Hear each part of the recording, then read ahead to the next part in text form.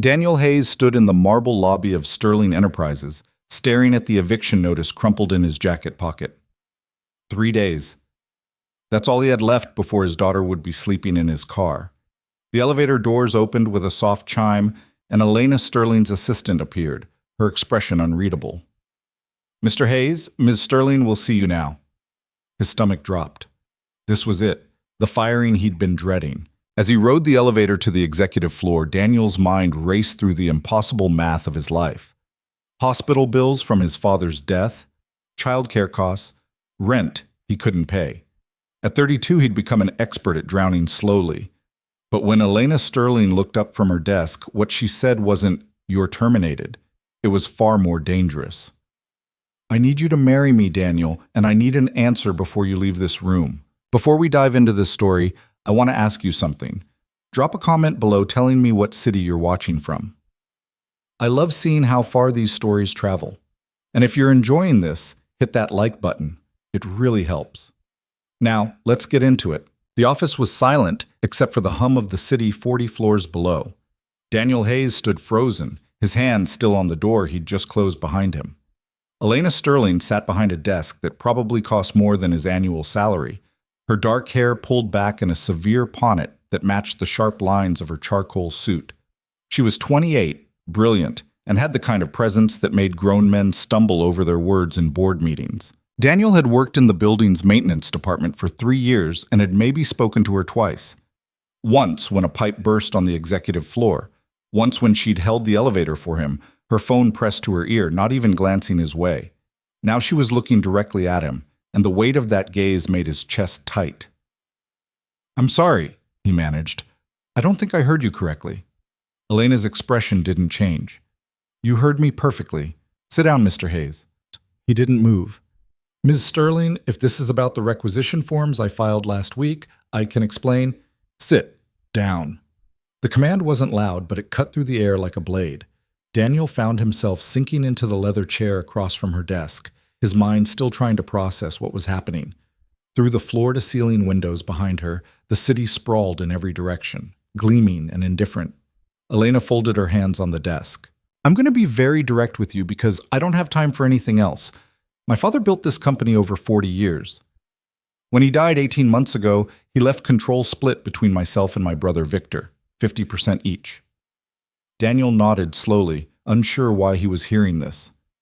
"There was a clause in his will," Elena continued, "a provision that gives full control to whichever of us marries first and remains married for 1 year. My father believed that marriage demonstrated stability, commitment, qualities he valued in leadership." "That's..." Daniel searched for words. "That's archaic. It's binding." Elena's jaw tightened. "Victor announced his engagement 3 weeks ago. His wedding is scheduled for 2 months from now. If he marries first, I lose everything. The company I've worked for my entire adult life, the vision my father and I shared, all of it goes to a man who sees Sterling Enterprises as nothing more than an asset to liquidate." The weight in her voice surprised him. For just a moment, the ice cracked enough to show something human underneath. "I'm very sorry," Daniel said carefully, "but I still don't understand what this has to do with me."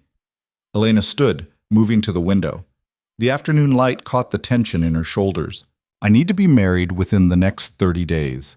The marriage must last 1 year. After that, the company control becomes permanent, and we can quietly divorce. You want to hire someone to marry you. I want to hire you specifically." Daniel felt like he'd been punched. "Why me?" She turned to face him. "Because you're invisible. You work here, so there's a plausible connection, but you're not part of the executive world. No one would question it if I said we'd been quietly seeing each other. You're also desperate, which means you'll honor the agreement." The word desperate hit him like a slap. His face must have shown it because Elena's expression softened by a fraction. "I've done my research, Mr. Hayes. Your father passed away 8 months ago after a long illness. You're raising your daughter alone. You're 3 months behind on rent, you have medical debt collectors calling you daily, and you're about to be evicted." She paused. "I'm not judging you. I'm stating facts that make you the ideal candidate."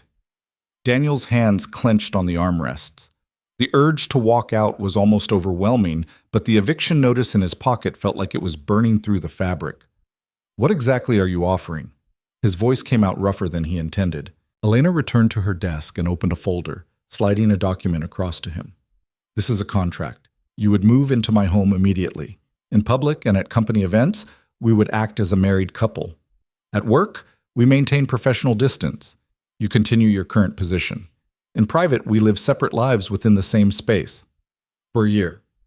For 1 year, after which we divorce amicably, citing irreconcilable differences or whatever the lawyers recommend. She tapped the second page. In exchange, I'll pay you $5 million. $2 million up front, $3 million when the year ends and the divorce is finalized. The number was so absurd that Daniel actually laughed. It came out harsh and a little unhinged. $5 million. Plus immediate clearing of all your current debts, a trust fund for your daughter's education, and health care coverage for both of you. Daniel stared at the contract without seeing it. $5 million. He could pay off everything. The hospital, the funeral costs, the credit cards he'd maxed trying to keep food on the table. He could give Emma a real life, not the threadbare existence they were currently clinging to. This is insane, he said. It's business. It's fraud. Elena's eyes hardened. It's a legal marriage that satisfies the terms of my father's will. How we feel about each other is irrelevant. What about your brother? Won't he challenge this? Victor will absolutely challenge it, which is why the marriage has to be airtight. No mistakes, no slip-ups, nothing that can be used to prove it's not genuine. She leaned forward.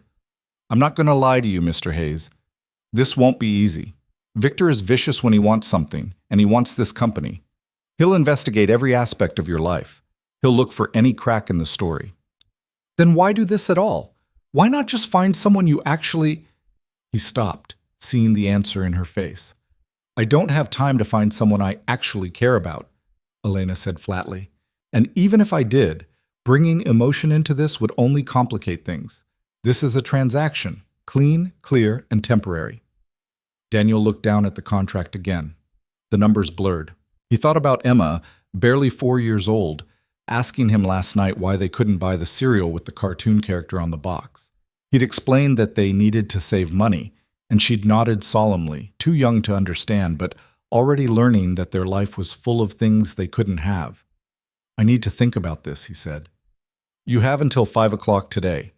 His head snapped up. That's 3 hours. Victor's wedding is in 62 days. I need to move quickly. Elena's voice was steel. I'm not trying to pressure you, but those are the terms. If you decline, I'll find someone else. But Mr. Hayes, I should mention, I chose you for a reason. You're a good father. That's not something Victor can fake, and it's something that will make this believable. Your daughter will benefit from this arrangement. She'll want for nothing. The mention of Emma made something twist in his chest. You don't know anything about being a father. No, Elena agreed. But I know what it's like to have one who actually cares. That's not common in my world. For a moment, something passed between them. An understanding, maybe, or just a shared awareness of how completely different their lives had been up until this point. Daniel stood up. I'll give you my answer by 5. Elena nodded.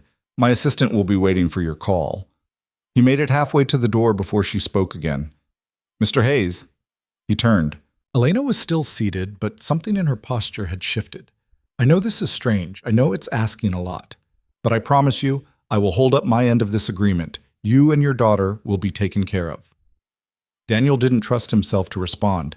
He just left, the contract clutched in his hand. The maintenance office in the basement was blessedly empty. Daniel sat at his cluttered desk, the contract spread out in front of him, and pulled out his phone. His daughter's daycare had texted 3 times asking about pickup. It was only 2 in the afternoon, but they knew his situation, knew he was always scrambling, always one crisis away from being late. He called his neighbor, Mrs. Chen, who sometimes watched Emma when his shift ran over. Daniel, she answered warmly. How are you, dear? I'm okay.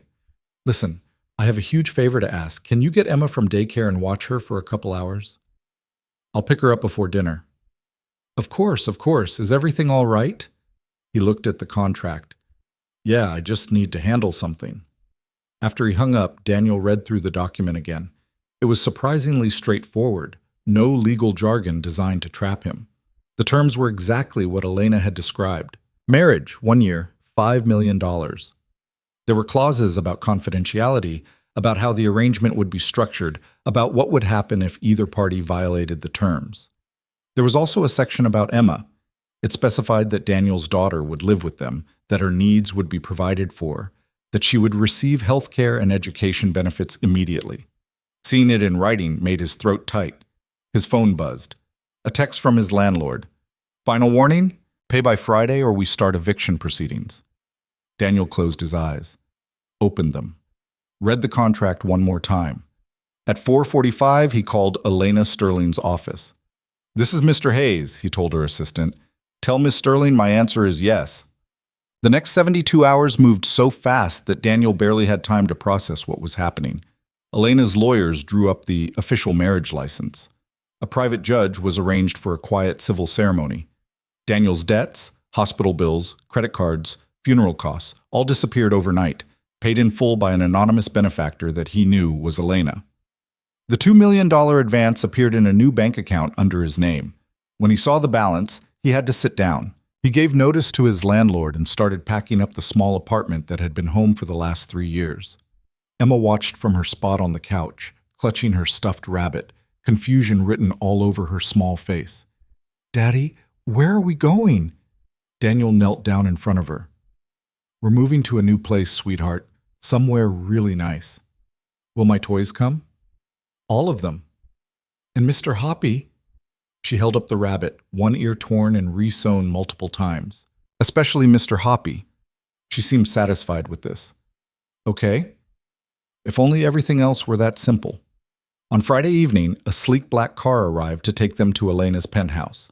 The driver loaded their few boxes, pathetically small against the luxury of the vehicle, and they drove across the city to a neighborhood Daniel had only ever seen in magazines. Elena's building was all glass and steel, with a doorman who greeted them by name and an elevator that required a keycard to access the top floor. Emma pressed her face against the elevator wall, eyes wide. Daddy, we're going up so high. I know, baby. The elevator opened directly into the penthouse. Daniel stepped out and had to remind himself to breathe. The space was enormous. Floor-to-ceiling windows overlooking the city, furniture that looked like it belonged in a museum, art on the walls that might actually be original. Everything was clean lines and muted colors, beautiful and utterly impersonal. Elena emerged from a hallway, dressed more casually than he'd ever seen her, dark jeans and a cream sweater. She looked younger like this, though no less intimidating. Mr. Hayes, Emma. She nodded to them both. Welcome. Emma hid behind Daniel's leg. Elena's expression flickered, something almost like uncertainty. I've had the guest suite prepared for you.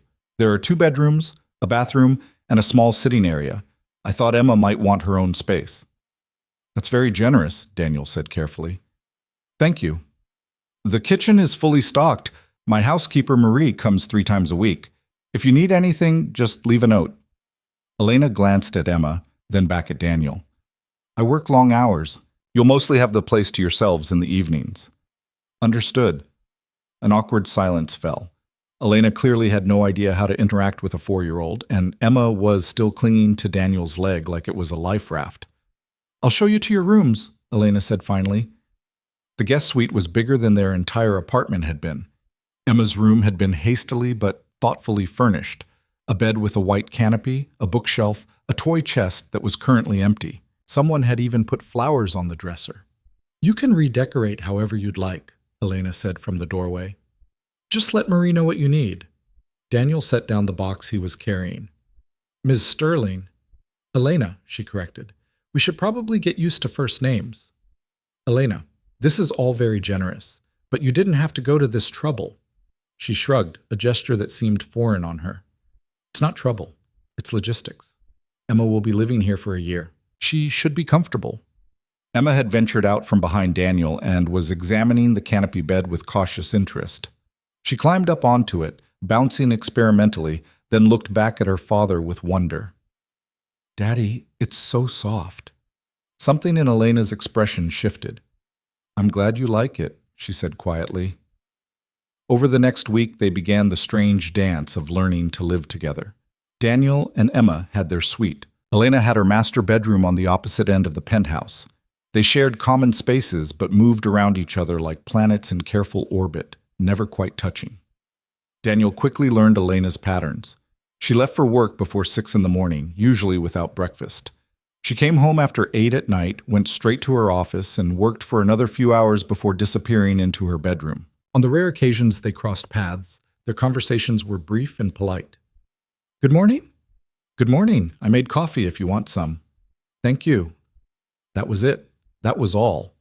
Emma, meanwhile, was adjusting in the way children do, with a mix of wonder and resilience. She loved her new room, loved the building's doorman who always had candy in his pocket, loved the way the city looked from the windows at night.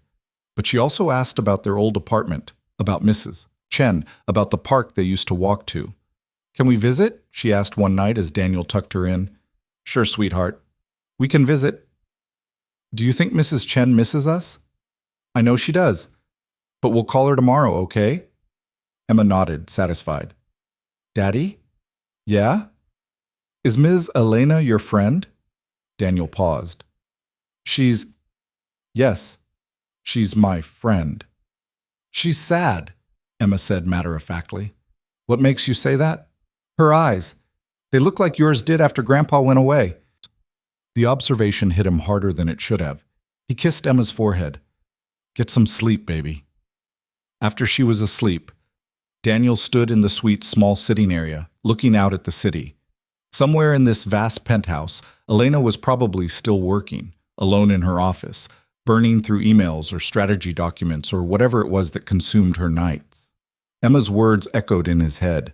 She's sad. He thought about the contract sitting in his drawer, the marriage license that would be filed next week, the carefully constructed lie they were building. And he wondered, not for the first time, what exactly he'd agreed to. The civil ceremony took place on a Thursday afternoon in a judge's private office. No guests, no flowers, no music. Just Daniel in a suit he'd bought the day before, Elena in a pale blue dress, and 2 lawyers serving as witnesses. The judge, an older woman with kind eyes, read through the vows quickly and efficiently. Daniel repeated the words when prompted, hearing his own voice like it belonged to someone else. "I, Daniel Hayes, take you, Elena Sterling, to be my lawfully wedded wife." Elena's voice was steady. "I, Elena Sterling, take you, Daniel Hayes, to be my lawfully wedded husband." Rings were exchanged, simple gold bands that Elena's assistant had purchased. When the judge pronounced them married and told Daniel he could kiss his bride, Elena turned to him with something like panic in her eyes. He leaned in and pressed a brief, chaste kiss to her cheek. "Congratulations," the judge said warmly, completely unaware that she'd just officiated a business transaction. Afterwards, in the elevator down to the parking garage, Elena was silent. Daniel watched the numbers descend and tried to wrap his mind around the fact that he was now, legally, married to this woman he barely knew. "We need to make a public appearance," Elena said as they reached her car. "Somewhere we'll be seen together. Victor needs to know this is happening before he can strategize." "What did you have in mind?" "There's a charity gala tomorrow night. Sterling Enterprises is one of the sponsors. I'm expected to attend." She glanced at him. "We're expected to attend?" Daniel nodded. "Okay. My stylist will come by this afternoon to fit you for a tuxedo." "Elena, I can rent—" "No." Her tone left no room for argument. "If we're doing this, we're doing it right. Victor will be looking for any sign that this isn't legitimate. We can't give him ammunition." She was right, of course. But as they drove back to the penthouse in silence, Daniel couldn't shake the feeling that they were walking into a trap of their own making. The gala was held at the Grand Metropolitan Hotel, a massive ballroom full of crystal chandeliers and people in clothes that cost more than cars. Daniel had never been to anything like it. The tuxedo Elena's stylist had provided fit perfectly, but he still felt like an imposter. Elena, on the other hand, looked like she'd been born for this. Her gown was midnight blue, elegant and understated, and she moved through the crowd with practiced ease, shaking hands and making small talk. Daniel stayed close to her, trying not to look as uncomfortable as he felt. "Smile," Elena murmured as they approached a cluster of board members. "You're supposed to be happy." He forced his expression into something pleasant. The board members greeted Elena warmly, their eyes sliding to Daniel with obvious curiosity. "And who is this?" one of them asked. This is my husband, Daniel Hayes, Elena said smoothly, slipping her hand into his. We were married yesterday. The revelation caused a ripple of shock. Several people actually gasped. Married? The board member, Harrison something, Daniel thought, looked between them. Elena, this is rather sudden. Not really. Elena's smile was perfect. Daniel and I have been seeing each other for over a year. We just preferred to keep it private. Well, Harrison recovered quickly. Congratulations to you both. As they moved through the room, the same scene repeated itself. Surprise, congratulations, thinly veiled curiosity. Daniel shook hands until his arm ached, smiled until his face hurt, and lied with every word. Yes, we met through the company. No, it wasn't love at first sight, but it grew. She's an amazing woman. That last one, at least, might have been true. They were at the bar getting drinks when Daniel saw him, a man cutting through the crowd with the kind of presence that made people step aside. He was tall, expensively dressed, and his face was a sharper, colder version of Elena's. That's Victor, Elena said quietly. My brother. Should I just follow my lead? Victor reached them, his eyes moving from Elena to Daniel with obvious calculation. Elena, he said, I heard the most interesting rumor. Victor. Her voice was ice. This is my husband, Daniel Hayes. Daniel, my brother Victor. Victor's handshake was just a fraction too firm. Husband. How sudden. Sometimes when you know, Daniel said, keeping his voice even. Victor's smile didn't reach his eyes. And what is it you do, Daniel? I work at Sterling Enterprises. In what capacity? Elena's hand tightened on Daniel's arm, a warning. Victor, we're here to enjoy the evening, not conduct interviews. Of course. Victor's gaze lingered on Daniel. I'm sure we'll have plenty of time to get acquainted. After all, we're family now. The word family sounded like a threat. After Victor left, Elena exhaled slowly. He knows something's off. He's going to investigate me. Absolutely. She took a sip of her drink. Which is why we need to make this convincing. How do we do that? Elena set down her glass and turned to face him. Dance with me. Daniel blinked. What? There's a string quartet playing. Married couples dance at these things. She held out her hand. Come on. They moved to the dance floor where a few couples were already swaying to something classical and slow. Daniel placed one hand on Elena's waist, took her hand with the other, and tried to remember the basic waltz steps his mother had taught him at his sister's wedding years ago. Relax, Elena murmured. You look like you're being tortured. I might be. She surprised him with a small smile. I know this isn't easy. You're handling it better than I am. I've had practice. My whole life has been about maintaining appearances. They turned, moving in time with the music. You're doing fine, Daniel. Better than fine, actually. I'm a terrible liar. Then it's lucky we don't have to lie about everything. Her eyes met his. You're kind. You're a devoted father. Those things are real, and they're what will make this believable. Daniel didn't know what to say to that. They danced in silence for a while, the music washing over them, the chandeliers throwing patterns of light across the polished floor. Elena felt insubstantial in his arms. Not fragile exactly, but lighter than he'd expected, like she was used to carrying weight no one else could see. Can I ask you something? He said. Depends on the question. Why did your father write the will that way? The marriage clause? Elena's expression closed off slightly. He was old-fashioned, traditional. He believed marriage made people accountable. But to make it a condition for control of the company? My father loved me, but he didn't entirely trust me, Elena said quietly. He thought I was too ambitious, too cold. He worried I'd turn the company into something heartless. She paused. He was probably right to worry. I don't think you're heartless. She looked at him, something unreadable in her expression. You don't know me, Daniel. No, he agreed. But I'm starting to. The song ended. They separated, the moment breaking like glass, and returned to the crowd to continue their performance. But as the night wore on, Daniel found his eyes drifting back to Elena, the way she commanded a room without seeming to try, The way her mask would slip for just a second when she thought no one was watching, revealing something exhausted underneath. "She's sad," Emma had said, and Daniel was beginning to understand why. They returned to the penthouse after midnight. Elena kicked off her heels the moment they stepped through the door, wincing slightly. "I'm going to make tea," she announced, heading for the kitchen. "Do you want some?" Daniel followed her, loosening his bow tie. "Sure." The kitchen was all marble and steel, pristine and clearly underused. Elena filled the kettle and set it on the stove, moving with the kind of efficiency that suggested this was her nightly ritual. "You did well tonight," she said, getting 2 mugs from the cabinet. "Very convincing. I had a good teacher." She smiled faintly. "Victor's going to dig into your background. Everything about you. Your father's illness. Your financial troubles. Your work history. He'll try to find something that proves this marriage is fraudulent." "There's nothing to find," Daniel said. "It's all true. I was desperate and you made me an offer. But the marriage itself isn't based on love. Is that what he needs to prove, that we don't love each other?" Daniel leaned against the counter. "How do you prove a negative?" "You can't." The kettle began to whistle. Elena poured hot water over tea bags, the steam rising between them. "But you can find evidence that contradicts the claim.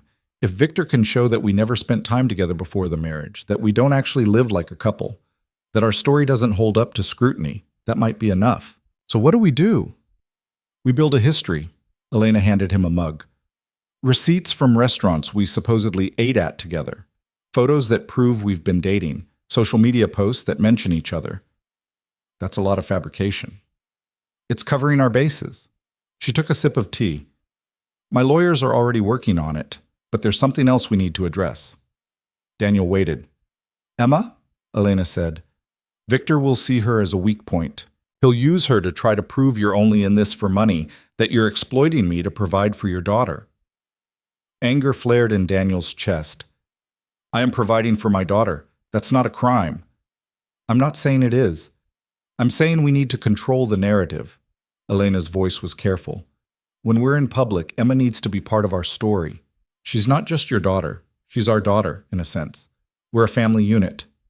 She's 4 years old. She doesn't understand what's happening." "Then we don't explain it to her." Elena set down her mug. "We just let her live in this space, go to a good school, have a normal childhood. And when people ask about her, we say that I care about her because I care about you." It made horrible, practical sense, but the idea of using Emma as a prop in their deception made Daniel feel sick. "I won't let her get hurt by this," he said firmly. "Neither will I." Elena's eyes were serious. "I know I'm not good with children. I know I don't understand how to talk to her, but I promise you, Daniel, I won't let Victor use her as ammunition."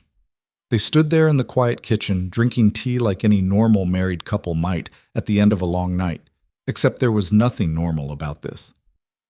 "I should get some sleep," Daniel said finally. "Emma will be up early." "Of course." Elena didn't move. "Thank you for tonight, for all of this. You're paying me $5 million. I think thanks are unnecessary." "Still," her voice softened. "Thank you." Daniel left her there in the kitchen, returned to his suite, and checked on Emma. She was fast asleep, Mr. Hoppy clutched in her arms, completely unaware that her father had just spent the evening pretending to be in love with a stranger. He sat on the edge of his own bed, pulling off the tuxedo jacket, and wondered what the hell he'd gotten himself into. The weeks that followed established a rhythm of sorts. Daniel continued working his maintenance job. Elena had insisted, saying it would look suspicious if he suddenly quit, while Emma started at a new preschool near the penthouse. Mornings were chaotic.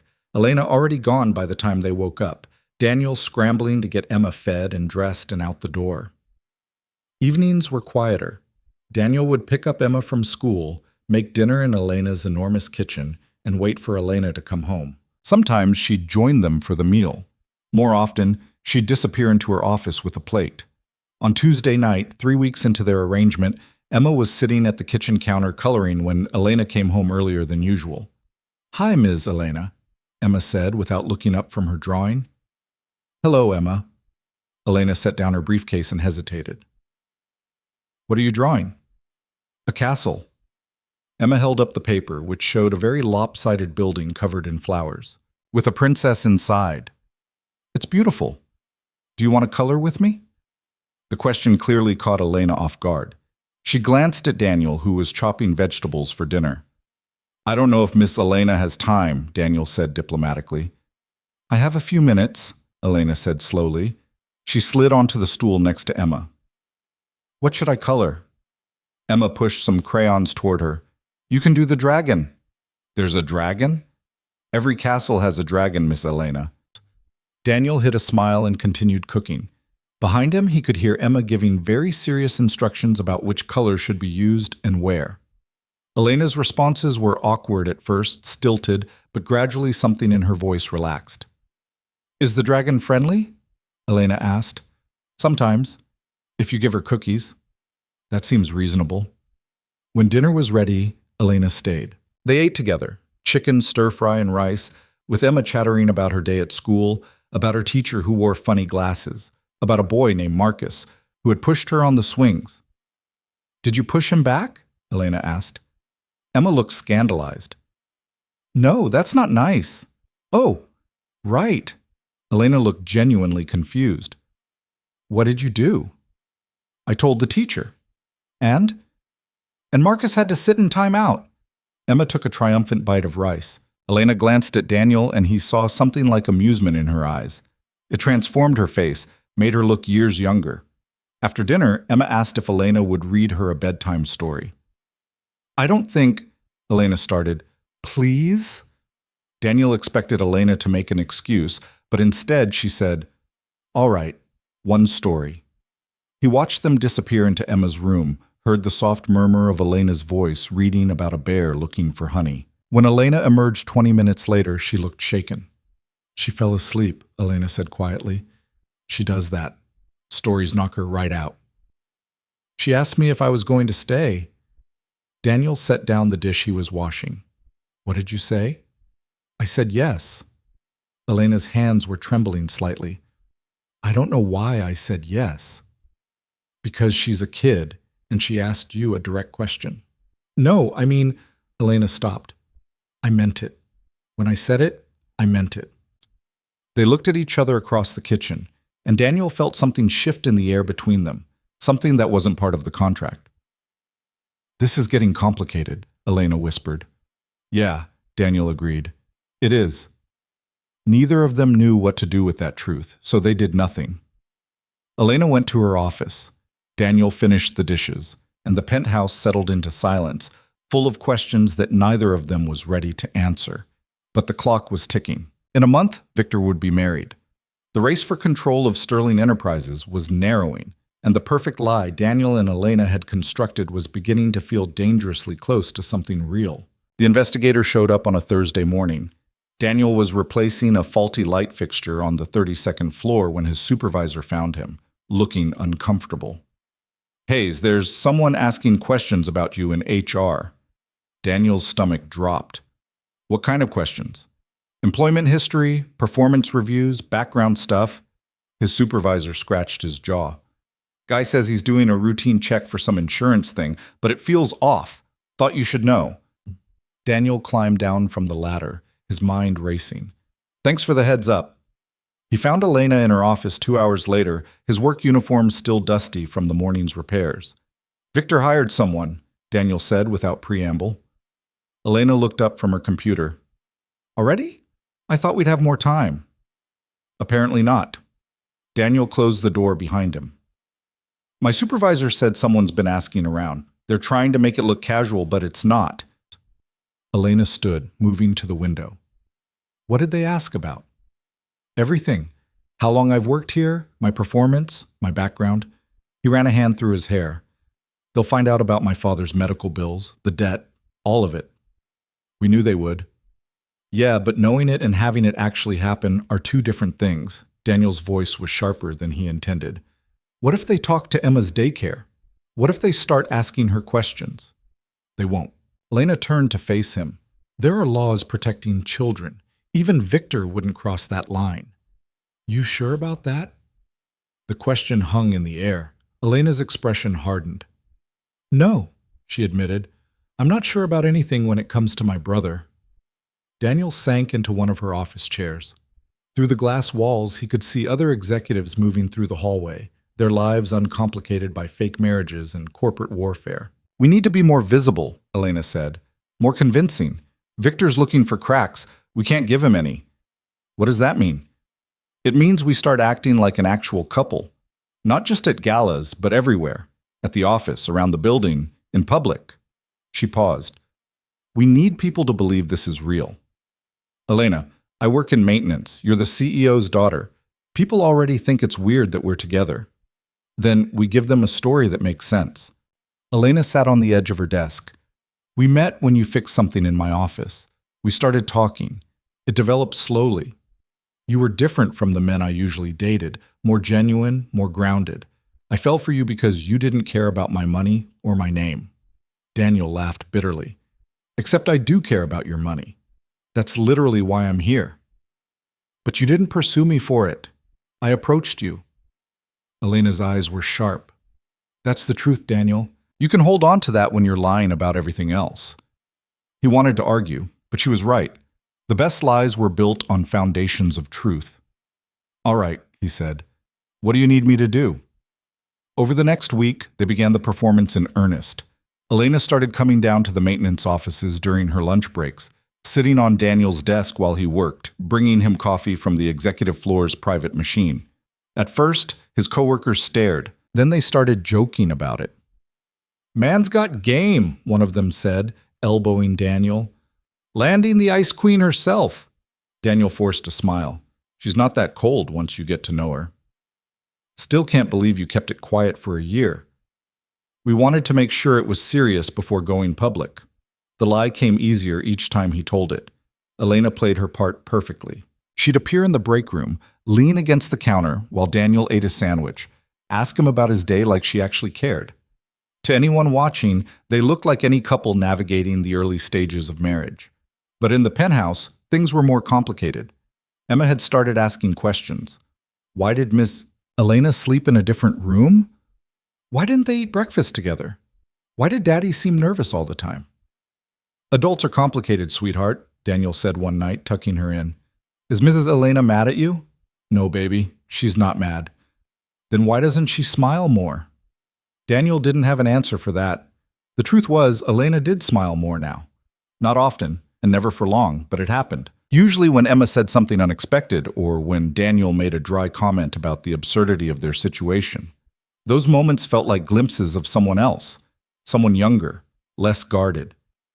One evening, Daniel was cooking dinner when Elena came home and actually joined him in the kitchen instead of disappearing. She loosened her tie and poured herself a glass of wine. Victor's investigator filed his preliminary report, she said. Daniel's hand stilled on the knife. And? He found everything we expected, your father's illness, your debt, the eviction notice, but nothing that proves the marriage is fake. Elena took a sip of wine. The investigator noted that coworkers confirm we've been seeing each other for months, that we appeared genuinely affectionate in public. So we're safe? For now. But Victor won't stop digging. She set down her glass. His wedding is in 3 weeks. He's running out of time, which makes him dangerous. Daniel resumed chopping vegetables, his movements mechanical. What's his fiancée like? Clarissa? She's exactly what you'd expect. Trust fund, society connections, no opinions of her own. Elena's voice was dismissive.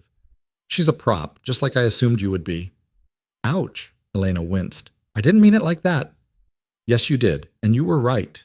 Daniel scraped the vegetables into a pan. That's what we agreed to. I'm here to make you look good and collect a paycheck. Daniel? It's fine. He turned up the heat on the stove. I'm not offended. This is a business arrangement. We both know what it is. But the words felt hollow, and from the look on Elena's face, she knew it too. They ate dinner in uncomfortable silence. Emma, oblivious to the tension, chattered about her day at school, about a girl named Sophie who could do a cartwheel, about a book her teacher had read about penguins. Can we get a penguin, Daddy? Penguins need to live somewhere cold, sweetheart. We could put it in the freezer. Elena actually laughed at that, a real laugh that surprised all 3 of them. Emma beamed. Ms. Elena thinks it's a good idea. Ms. Elena thinks you're very creative, Elena said, her voice gentler than Daniel had ever heard it.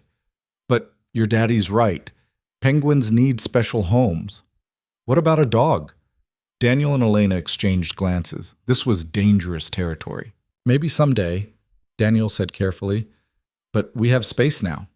Emma gestured around the penthouse. Lots of space. I'm not home enough for a dog, Elena said. It wouldn't be fair to the animal. Daddy's home. He could take care of it. Emma, that's enough, Daniel said. We're not getting a dog right now. Emma's face fell. She pushed food around her plate, sulking. Elena watched this interaction with something like fascination. How do you do that? She asked Daniel. Do what? Tell her no without making her feel bad about asking. Daniel shrugged. Practice. Lots of practice. My father just said no and expected that to be the end of it. Elena's voice was distant. If we pushed back, there were consequences. Emma looked up at Elena with wide eyes. That's mean. It was, Elena agreed quietly. After dinner, Emma asked Elena to read to her again. This time Elena agreed without hesitation. Daniel cleaned up the kitchen, listening to the soft murmur of Elena's voice drifting from Emma's room. When she emerged half an hour later, her careful composure had cracked. She asked me if I was her mom now, Elena said. Daniel froze. What did you tell her? I said I wasn't her mom, but that I cared about her. Elena's hands were shaking. Was that the right thing to say?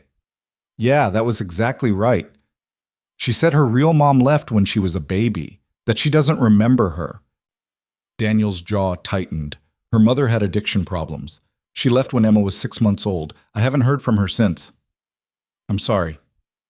Don't be. We're better off. He dried his hands on a towel. Emma's used to it just being us. All of this, the penthouse, you, the new school, it's a lot for her to process. She seems happy. She is, but she's also 4. She doesn't understand that this is temporary. The word temporary settled between them like lead. We should talk about that, Elena said, about what happens when the year ends. You mean the divorce? Yes. How we'll handle it with Emma, what we'll tell her. Daniel leaned against the counter. I don't know. I haven't thought that far ahead. We should. We need to prepare her, make sure the transition doesn't traumatize her. Transition? Daniel laughed without humor. You mean going from this, he gestured around the expensive kitchen, back to whatever I can afford on $2 million after taxes and Emma's trust fund? You'll be comfortable. More than comfortable. But not this. Not our own bedroom with a canopy bed and a view of the city. Not a school where the other kids' parents are doctors and lawyers. Not you. Elena flinched. She'll adjust. Will she? Daniel's voice rose. Or will she spend the rest of her childhood wondering why Miss... Elena stopped reading to her at night? Why we had to leave? Daniel, forget it. He threw the towel onto the counter. You're right. We'll figure it out. We've got time. He left before she could respond, retreating to his suite, closing the door. On the other side, he could hear Elena moving through the penthouse, her footsteps eventually fading toward her bedroom. Daniel sat on his bed and pulled out his phone. He scrolled through his bank account, the one with $2 million sitting in it, still incomprehensible. Money that could change Emma's life. Money he'd earned by lying to everyone, including himself. The next morning, Daniel woke to Emma crawling into his bed. Daddy, I heard you and Miss Elena fighting. He pulled her close. We weren't fighting, baby. We were just talking. You sounded mad. I wasn't mad at her. I was just... He trailed off, unsure how to explain. Sometimes grown-ups get frustrated. It doesn't mean anything. Emma was quiet for a moment. Then, I like her. I know you do. She's not good at playing, but she tries. And she reads the voices funny, which makes me laugh. Emma looked up at him. Do you like her? Daniel considered the question. A month ago, the answer would have been simple.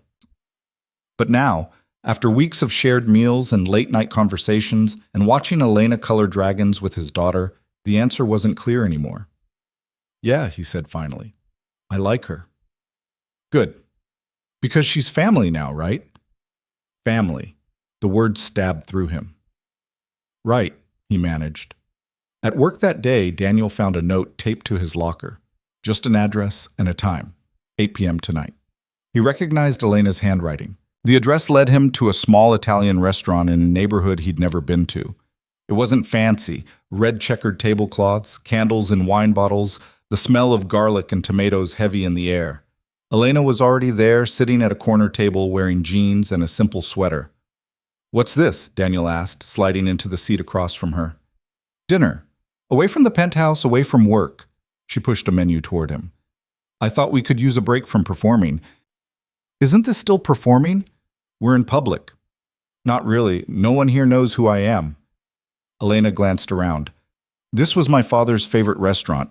He'd bring me here when I was young, before he got successful, before everything got complicated."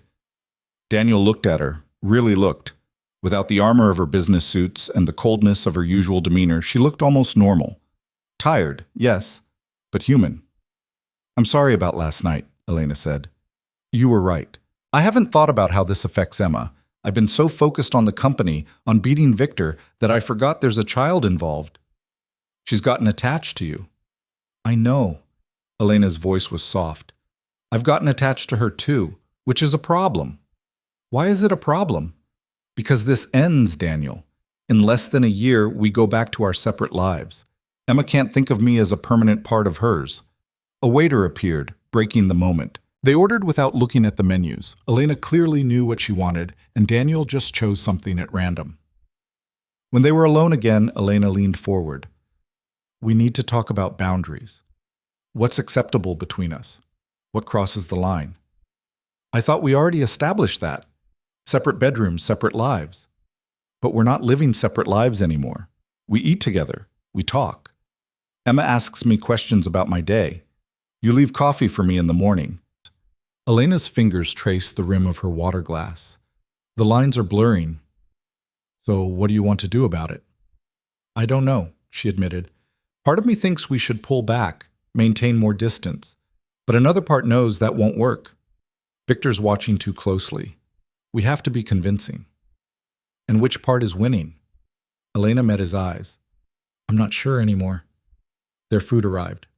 They ate in silence for a while, the restaurant filling up around them with couples and families, all of them real. "Can I ask you something?" Daniel said eventually. "Go ahead." "Why did you really choose me? You said I was invisible, desperate, easy to control, but you could have found a dozen other guys in the same situation. Why me specifically?" Elena set down her fork. "Do you remember about a year ago there was a water main break on the executive floor?" Daniel nodded. He'd been part of this crew that fixed it, working through the night to minimize damage. "It was late," Elena continued, "past midnight. Everyone else had gone home, but I was still working. You came to check the repairs, make sure everything was holding." She paused. "You had your daughter with you. She was asleep in one of those carriers on your back." Daniel remembered. His regular babysitter had canceled, and he couldn't afford to miss the overtime. "I asked you why you'd brought her to work," Elena said. "And you told me that she was safer with you than anywhere else in the world, that you'd carry her through fire if you had to." "I don't remember saying that." "You did. And the way you looked at her," Elena's voice caught. "I'd never seen anyone look at another person like that, like they were worth more than everything else combined." Daniel didn't know what to say. "When I needed someone for this arrangement, I remembered that moment," Elena continued. "I thought, if I'm going to let someone into my life, even temporarily, it should be someone who understands what it means to actually care about another person. Someone real." "I'm just trying to survive, Elena." "So am I," she said quietly. "Just in a different way." They finished dinner and walked back to where Elena had parked her car. The night air was cool, the city alive with Friday night energy. People streamed past them, heading to bars and clubs, their laughter echoing off buildings. "Thank you for this," Daniel said as they reached the car. "For dinner, for being honest. We should probably do it more often. The honesty part, I mean." "Yeah, we probably should." Elena unlocked the car but didn't get in. "Daniel, what I said last night about you being a prop, I was wrong. You're not that. You've never been that." "What am I then?" She looked at him for a long moment. "I'm still figuring that out." They drove back to the penthouse in silence, but it felt different than before. less empty, more full of things neither of them knew how to say. When they got home, Emma was already asleep. Mrs. Chen, who'd been watching her, gathered her things and left with a knowing smile. Daniel paid her, then found Elena in the kitchen making her usual nighttime tea. "Want some?" she offered. "Sure." They sat at the kitchen island, mugs warming their hands, the penthouse dark except for the under-cabinet lights. "Victor's wedding is in 2 weeks," Elena said. "After that, the real battle begins. He'll challenge the marriage, try to prove it's fraudulent. It's going to get ugly." "I can handle ugly." "Can you?" Elena turned to look at him. "He'll come after you, Daniel. He'll drag your name through the mud, imply you're a gold digger, make you look like you took advantage of a lonely woman. Let him. I know why I'm here. So do you. But Emma doesn't. And when this gets public, when it's in the news and on social media, other kids will see it. They'll repeat what their parents say. She'll hear things." Daniel's grip tightened on his mug. "Are you saying we should stop? Call it off?" "No. I'm saying we need to be prepared for it to get worse before it gets better." Elena's eyes were serious. "And I need to know you're still in this, that you won't back out when Victor starts his campaign." "I'm in this," Daniel said firmly. "I gave you my word." "Your word is worth money." "My word is worth my daughter's future. There's nothing more valuable than that." Elena studied him, then nodded. "Okay, then we move forward. Together." "Together," she agreed. The days accelerated after that. Victor's wedding came and went, a massive affair at some country estate that made the news and social media for days. Daniel and Elena sent a gift and a polite note of congratulations, then waited for the other shoe to drop. It took less than 48 hours. Victor filed a formal challenge with the company's board, claiming Elena's marriage was a sham designed to circumvent their father's intentions. He demanded an investigation, a review of the marriage's legitimacy, and threatened legal action if the board sided with Elena. The story leaked to the press within hours. By the next morning, Daniel's face was on the front page of the business section. "Janitor marries heiress. Love story or corporate scheme?" Daniel found out when his phone started blowing up with calls from numbers he didn't recognize. Reporters, mostly, asking for comments. He turned off his phone and went to find Elena. She was in her office, looking more composed than anyone had a right to be under the circumstances. "Don't read the articles," she said when she saw him. "They're designed to provoke." "Too late. Someone left a copy of the journal on my desk." Daniel closed the door.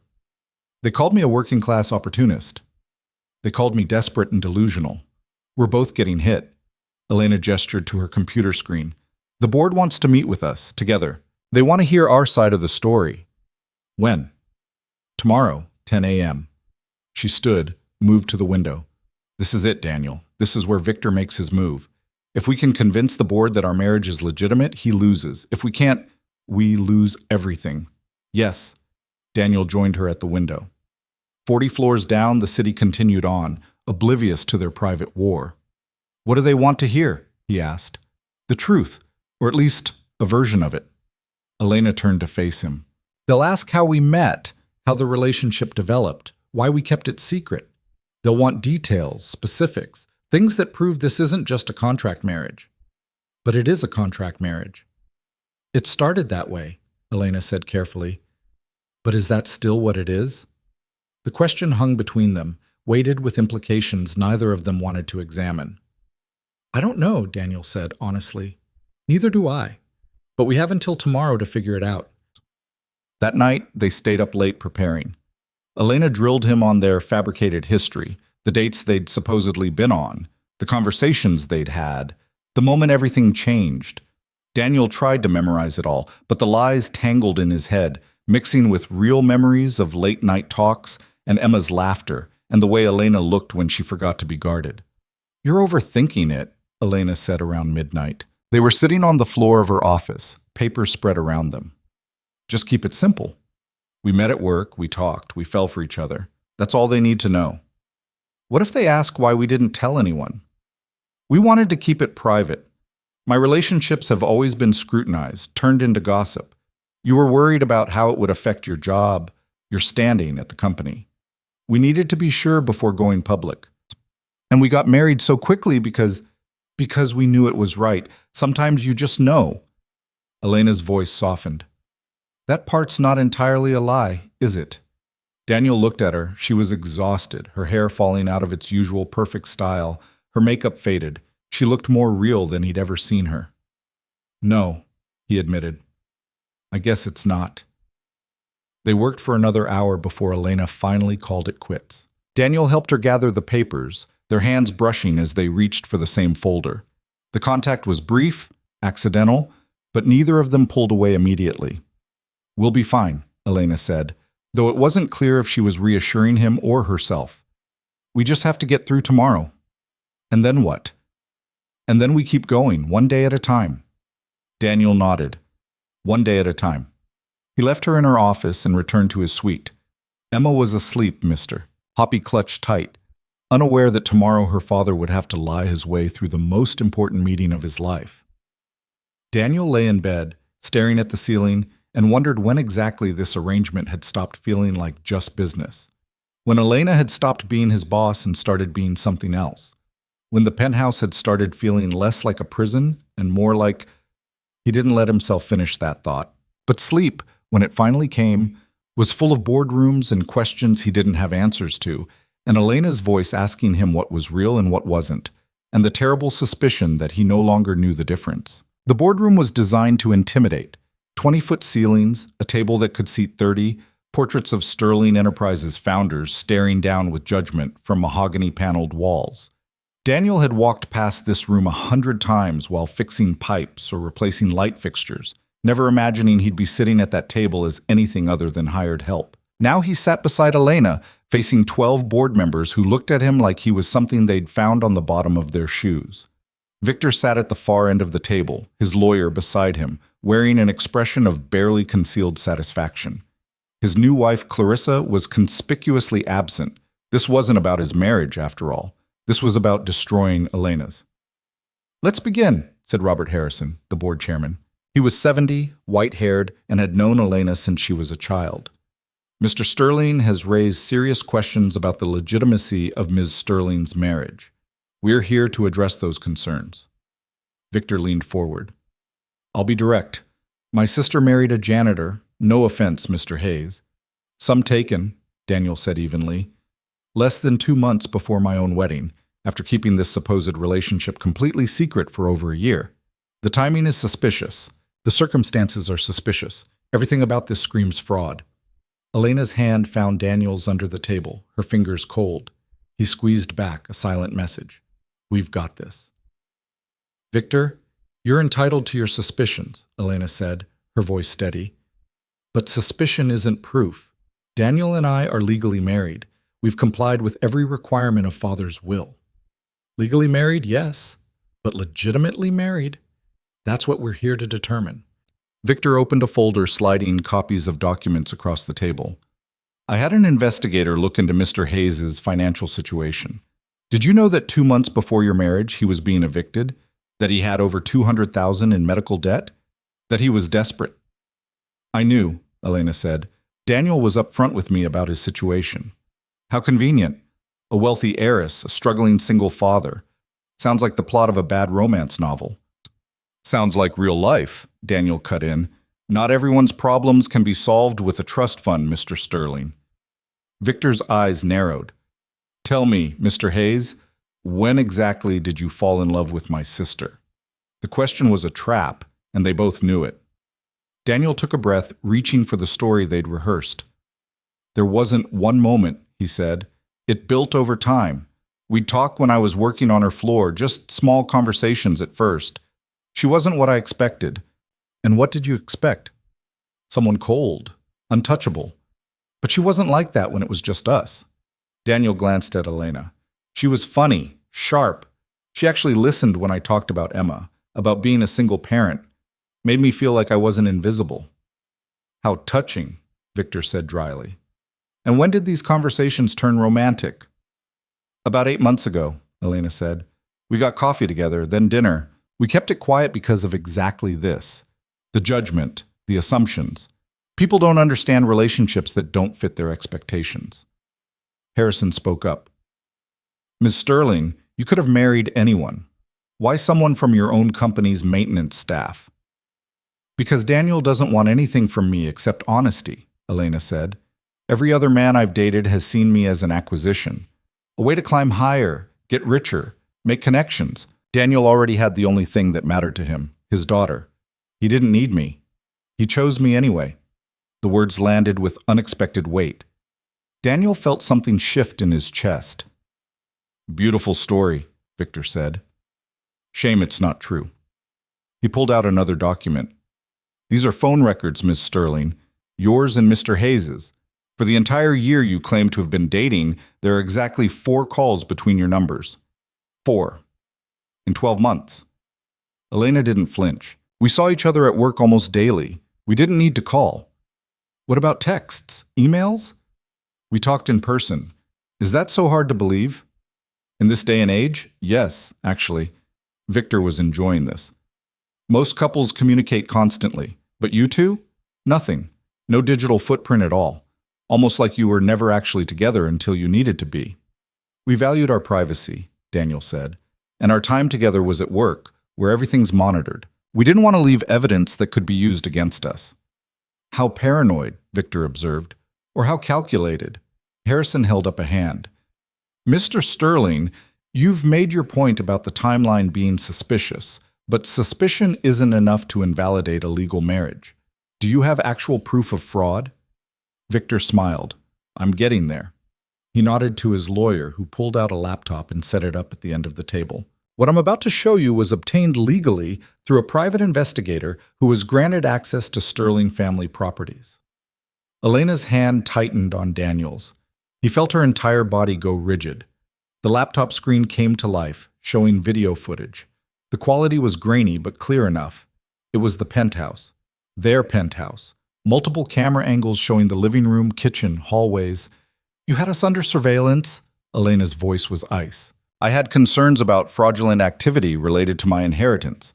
A judge agreed those concerns warranted investigation. Victor pressed play. The footage showed them living separate lives. Elena leaving early in the morning while Daniel got Emma ready for school. Daniel cooking dinner alone. Elena working in her office while Daniel put Emma to bed. Night after night of existing in the same space without touching, without intimacy, like strangers sharing an address. Daniel's stomach sank. This was bad. But then the footage jumped to different moments. Elena sitting at the kitchen counter while Emma colored beside her. Daniel and Elena having tea late at night, talking quietly. A moment where Elena laughed at something Daniel said, genuine and unguarded. Daniel's hand briefly touching Elena's shoulder as he passed her a mug. And then, the moment that made Daniel's breath catch, footage from just 2 nights ago. He and Elena on the living room couch, going over paperwork for this very meeting. The camera caught them falling asleep there, Elena's head on Daniel's shoulder, his arm around her. They'd woken up around 3 a.m., both embarrassed and gone to their separate rooms. But the footage showed something that couldn't be faked. Comfort. Ease. 2 people who'd forgotten, just for a moment, that they were supposed to be pretending. As you can see, Victor said, they maintain separate bedrooms. They barely interact. This is not a marriage. This is a business arrangement masquerading as one. Harrison studied the screen. Mr. Sterling, this footage also shows them spending significant time together, talking, sharing meals, caring for the child. It's not the conventional arrangement, but many modern marriages aren't. They're roommates at best, Victor insisted. There's no physical intimacy, no romance, nothing that suggests actual marriage. That's private, Elena snapped, and none of your business. It becomes my business when it affects my inheritance. Victor leaned back. I also have testimony from Sterling employees who say Mr. Hayes barely knew you before the marriage announcement, from Emma's daycare providers who were surprised to learn you existed, from neighbors in Mr. Hayes' old building who never saw you visit once. We were discreet, Daniel said, but his voice lacked conviction. You were non-existent, Victor corrected, because the relationship didn't exist until you needed it to. The room fell silent. The board members exchanged looks, some sympathetic, some calculating. Harrison rubbed his temples. Ms. Sterling, I've known you since you were 10 years old, he said quietly. I respected your father deeply. So I'm going to ask you directly, and I expect an honest answer. Is this marriage legitimate? Elena stood up, and for a moment Daniel thought she was going to confess everything. His heart hammered. This was it. The end of the lie. The end of everything. But Elena's voice, when she spoke, was steady. When my father died, I was devastated. I threw myself into work because I didn't know how else to cope. The company became everything to me, the only way I could still feel connected to him. She looked at the board members, meeting each person's eyes. But that kind of life is lonely, empty. I was successful and miserable. She turned to Daniel, and something in her expression made his throat tight. Then I met Daniel, and he reminded me that success means nothing if you have no one to share it with. He showed me what it looks like to actually care about another person more than yourself. Elena's voice softened. Yes, the timing was convenient. Yes, we rushed, but that doesn't make it fake. It makes it imperfect and human and real. Victor scoffed. You expect us to believe? I don't care if you believe it. Elena cut him off, her voice sharp again. The law doesn't require you to approve of my marriage or understand it. It just requires that it exists. And it does. A marriage that serves your financial interests, Victor shot back. As opposed to your marriage? Elena's laugh was bitter. Please, Victor. Clarissa's family's shipping connections will boost Sterling's logistics division by 30%. Everyone at this table knows your wedding was as much a merger as anything else. At least I had the decency not to lie about my motivations. Then admit it, Victor demanded. Admit this is a sham. It started as an arrangement, Elena said, and Daniel's heart stopped. I needed a husband to satisfy father's will. Daniel needed financial stability. We were honest with each other about what we wanted, but what it started as isn't what it became. She looked at Daniel again, and he saw something in her eyes that terrified him. Truth. I didn't expect to care about him, Elena continued. I didn't expect his daughter to become the best part of my day. I didn't expect that coming home would start to mean something beyond just a place to sleep. But somewhere along the way, this stopped being about the company and started being about... She stopped herself, but the damage was done. Or maybe it was the opposite of damage. Harrison cleared his throat. I think we've heard enough. The board will deliberate and... Wait, Daniel said, standing. Every eye in the room turned to him. I need to say something. Elena's expression was panicked. Don't, her eyes said. Don't confess.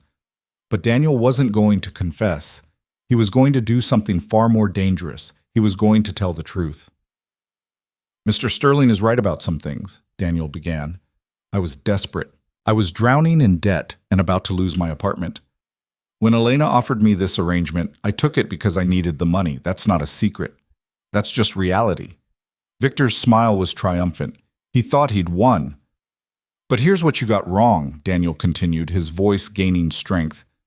You think that because I needed help, I can't also have genuine feelings. You think that because this started as a transaction, it has to stay that way. That's not how people work. He turned to Elena, speaking to her instead of the board. I didn't know you when I agreed to this. You were just my boss, someone powerful and untouchable. I expected you to stay that way. His voice softened. But you didn't. You learned how Emma likes her sandwiches cut. You started leaving sticky notes with terrible jokes on the fridge. You fell asleep during a movie last week and snored, which you'll definitely deny later. A few board members actually smiled at that. I've watched you try to braid Emma's hair and fail 3 times before getting it right, Daniel said. I've seen you take work calls at midnight, fighting for this company because you believe in what your father built. I've seen you be vulnerable and scared and real. And yeah, I'm still here for the money. I won't lie about that. But I'm also here because... He stopped, the words catching in his throat. Because finishing that sentence would change everything. Elena was staring at him, her eyes bright with something he couldn't name. Because she matters, Daniel said finally. Emma matters. This life we're building, however temporary, matters. And if you think you can watch surveillance footage and understand what happens between 2 people, you're wrong. Some things don't show up on camera. The room was silent. Victor recovered first. Very touching, Mr. Hayes. But it doesn't change the facts. This marriage was contracted for financial gain. So was yours, Daniel said flatly. The difference is, I'm honest about it. Harrison stood up. This meeting is adjourned. The board will review all evidence and testimony. We'll reconvene in 3 days with our decision. He looked at Elena. Until then, both parties maintain their current positions and responsibilities. As the board members filed out, Victor approached them, his lawyer trailing behind. Enjoy your penthouse while you still can, Victor said quietly. In 3 days, you'll be right back where you started, Hayes, and my sister will learn a valuable lesson about trust. The only thing I learned, Elena said coldly, is that you're exactly the man Father worried you'd become. Ruthless without purpose, powerful without principles. Father left us equal power for a reason. He knew neither of us was fit to run this company alone. Then it's a good thing I'm not alone anymore, Elena said, taking Daniel's hand. Victor's smile was cruel. We'll see how long that lasts. After he left, Elena and Daniel stood in the empty boardroom, still holding hands. That was either brilliant or catastrophic, Elena said. I can't tell which. Probably both. She looked up at him. Did you mean what you said? About me mattering? Daniel thought about lying, about keeping the walls up and the distance safe. But he was tired of lying. Yeah, he said. I meant it. Elena's breath caught. Daniel, don't. He squeezed her hand once, then let go. We don't have to talk about it right now. Let's just get through the next 3 days. They left the building together, Daniel's car parked on a different level than Elena's. As they waited for the elevator, the silence between them felt full of words neither knew how to say. I need to pick up Emma, Daniel said when the elevator arrived. I'll come with you. He looked at her, surprised. You don't have to. I know, but I want to. Elena stepped into the elevator. Is that okay? Daniel followed her in. Yeah, that's okay. They picked up Emma together, and she lit up when she saw Elena, chattering about a painting she'd made and a game they'd played at recess. In the car, Emma sang songs she'd learned at school, off-key and enthusiastic.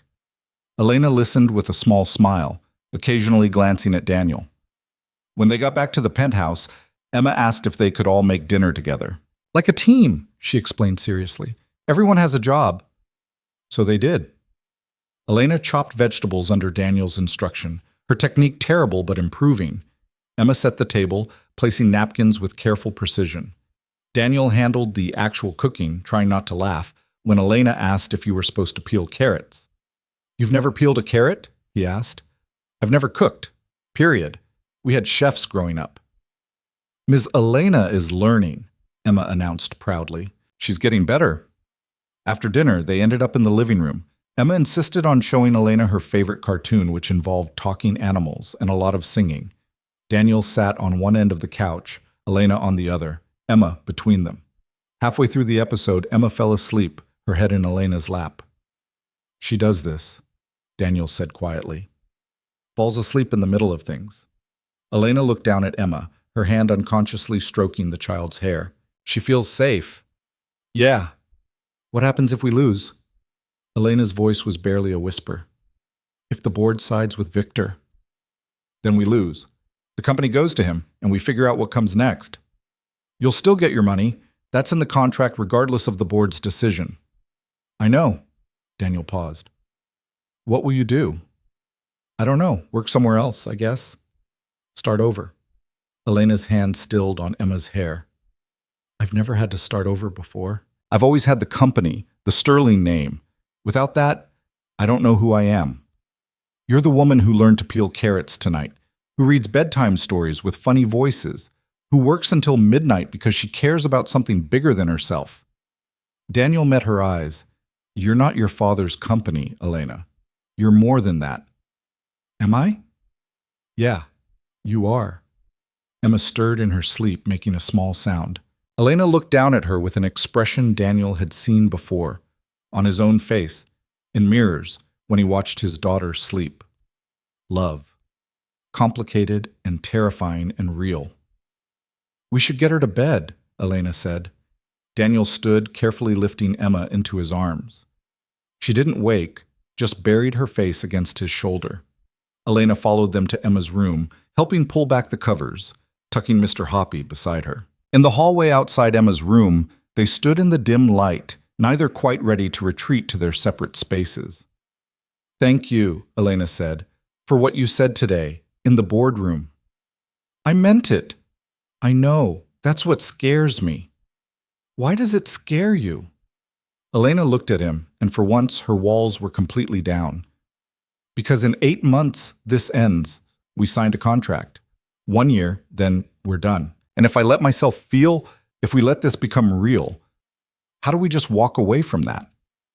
Daniel didn't have an answer. The contract sat in his drawer, clear and binding. 1 year. Then divorce. Then back to their separate lives. Except he couldn't imagine his life without Elena's terrible jokes on the fridge anymore. Without her coming home late and Daniel leaving dinner warming in the oven. Without Emma asking when Ms. Elena would be home. "Maybe we don't have to figure that out tonight," he said. "No, but we'll have to figure it out eventually." She was right, of course. But standing in that hallway with Emma sleeping peacefully and the city humming beyond the windows, Daniel didn't want to think about eventually. He wanted to stay in this moment where things were complicated but somehow, impossibly, also simple. "Good night, Elena." "Good night, Daniel." They went to their separate rooms, but Daniel lay awake for hours, staring at the ceiling and thinking about surveillance footage and board meetings, and the way Elena's eyes had looked when he said she mattered. The next 3 days were excruciating. Daniel went to work, fixed pipes and replaced fixtures, and fielded questions from coworkers who'd seen the news coverage. Elena went to her office, attended meetings, and maintained the same professional composure that had defined her entire career. At home, they moved around each other carefully, aware that everything was about to change, but not knowing how. Emma, oblivious to the tension, continued being 4 years old, demanding mac and cheese for dinner, insisting on wearing her purple dress 3 days in a row, asking why the moon followed their car at night. On the third evening, Elena got the call. She was in her office when her phone rang. Daniel heard her voice, sharp and clear, saying, "I understand. Thank you for letting me know." Then silence. Daniel found her standing at her office window, her back to him, completely still. "Elena?" "The board made their decision," she said without turning around. "Harrison called. They're announcing it tomorrow morning, but he wanted to give me advance notice." Daniel's heart was pounding. "And?" Elena turned to face him, and her expression was unreadable. "They sided with us," she said. "The marriage stands. I keep my position. Victor's challenge is dismissed." Relief flooded through Daniel. "That's incredible. We won." "We won," Elena repeated, but she didn't sound victorious. She sounded lost. "What's wrong? This is what we wanted." "Is it?" Elena moved toward him. "We get to keep pretending for another 8 months. Living this half-life where nothing is real but nothing is fake either. Looking forward to a divorce that's already scheduled on our calendars like a dentist appointment." "Elena, Emma asked me today if I was her mom." Elena's voice cracked. "She said that Sophie at school has a mom and a dad, and she has a dad and a Ms. Elena, but was that basically the same thing? And I didn't know what to tell her, Daniel, because in 8 months I won't be anything to her. I'll just be someone who used to live with you." Daniel closed the distance between them. "We knew this would be hard." "Hard?" Elena laughed bitterly. "Hard is working late nights. Hard is dealing with Victor's schemes. This is impossible. This is—" She stopped, her composure finally shattering. Tears spilled down her cheeks, and she looked as shocked by them as Daniel felt. "I'm sorry," she said, wiping at her face. "I don't cry. I never cry." "Hey." Daniel caught her hand, stopping her from scrubbing away the tears. "It's okay. It's not okay. None of this is okay." Elena looked up at him, and the vulnerability in her eyes nearly broke him. "I thought I could do this. I thought I could keep it compartmentalized, keep it simple. But it's not simple anymore, and I don't know how to fix that." "Maybe it doesn't need to be fixed." "What does that mean?" Daniel took a breath. This was the ledge, the point of no return. He could step back, keep things safe, honor the contract they'd signed. Or he could jump. He jumped. "It means the contract was written by people who didn't know what this would become," Daniel said. "It means plans change, feelings change. Maybe the agreement we made 3 months ago doesn't work anymore." Elena stared at him. "What are you saying?" "I'm saying I don't want to spend the next 8 months counting down to when this ends. I'm saying Emma's not the only one who's gotten attached to you. I'm saying the words stuck in his throat. He'd spent so long surviving, keeping his head down, protecting himself and Emma from disappointment. Saying this out loud felt like exposing every vulnerable part of himself to someone who could destroy him. But Elena was looking at him like he was the only real thing in her world, and he couldn't keep lying. I'm saying I don't want this to be temporary anymore, Daniel finished quietly. Elena's breath caught. For a long moment she just stared at him, tears still wet on her cheeks, her hands trembling in his. Then she kissed him. It wasn't careful, or planned, or part of any performance. It was desperate and real, and tasted like salt from her tears. Daniel's hands found her waist, pulling her closer, and Elena's fingers tangled in his hair. They kissed like people drowning, like this was air and they'd been underwater for months. When they finally broke apart, both breathing hard, Elena pressed her forehead against his. "We can't," she whispered. "I know." "The contract? I know. This makes everything more complicated." "I know." Elena pulled back just enough to look at him. "But I don't want it to be temporary either."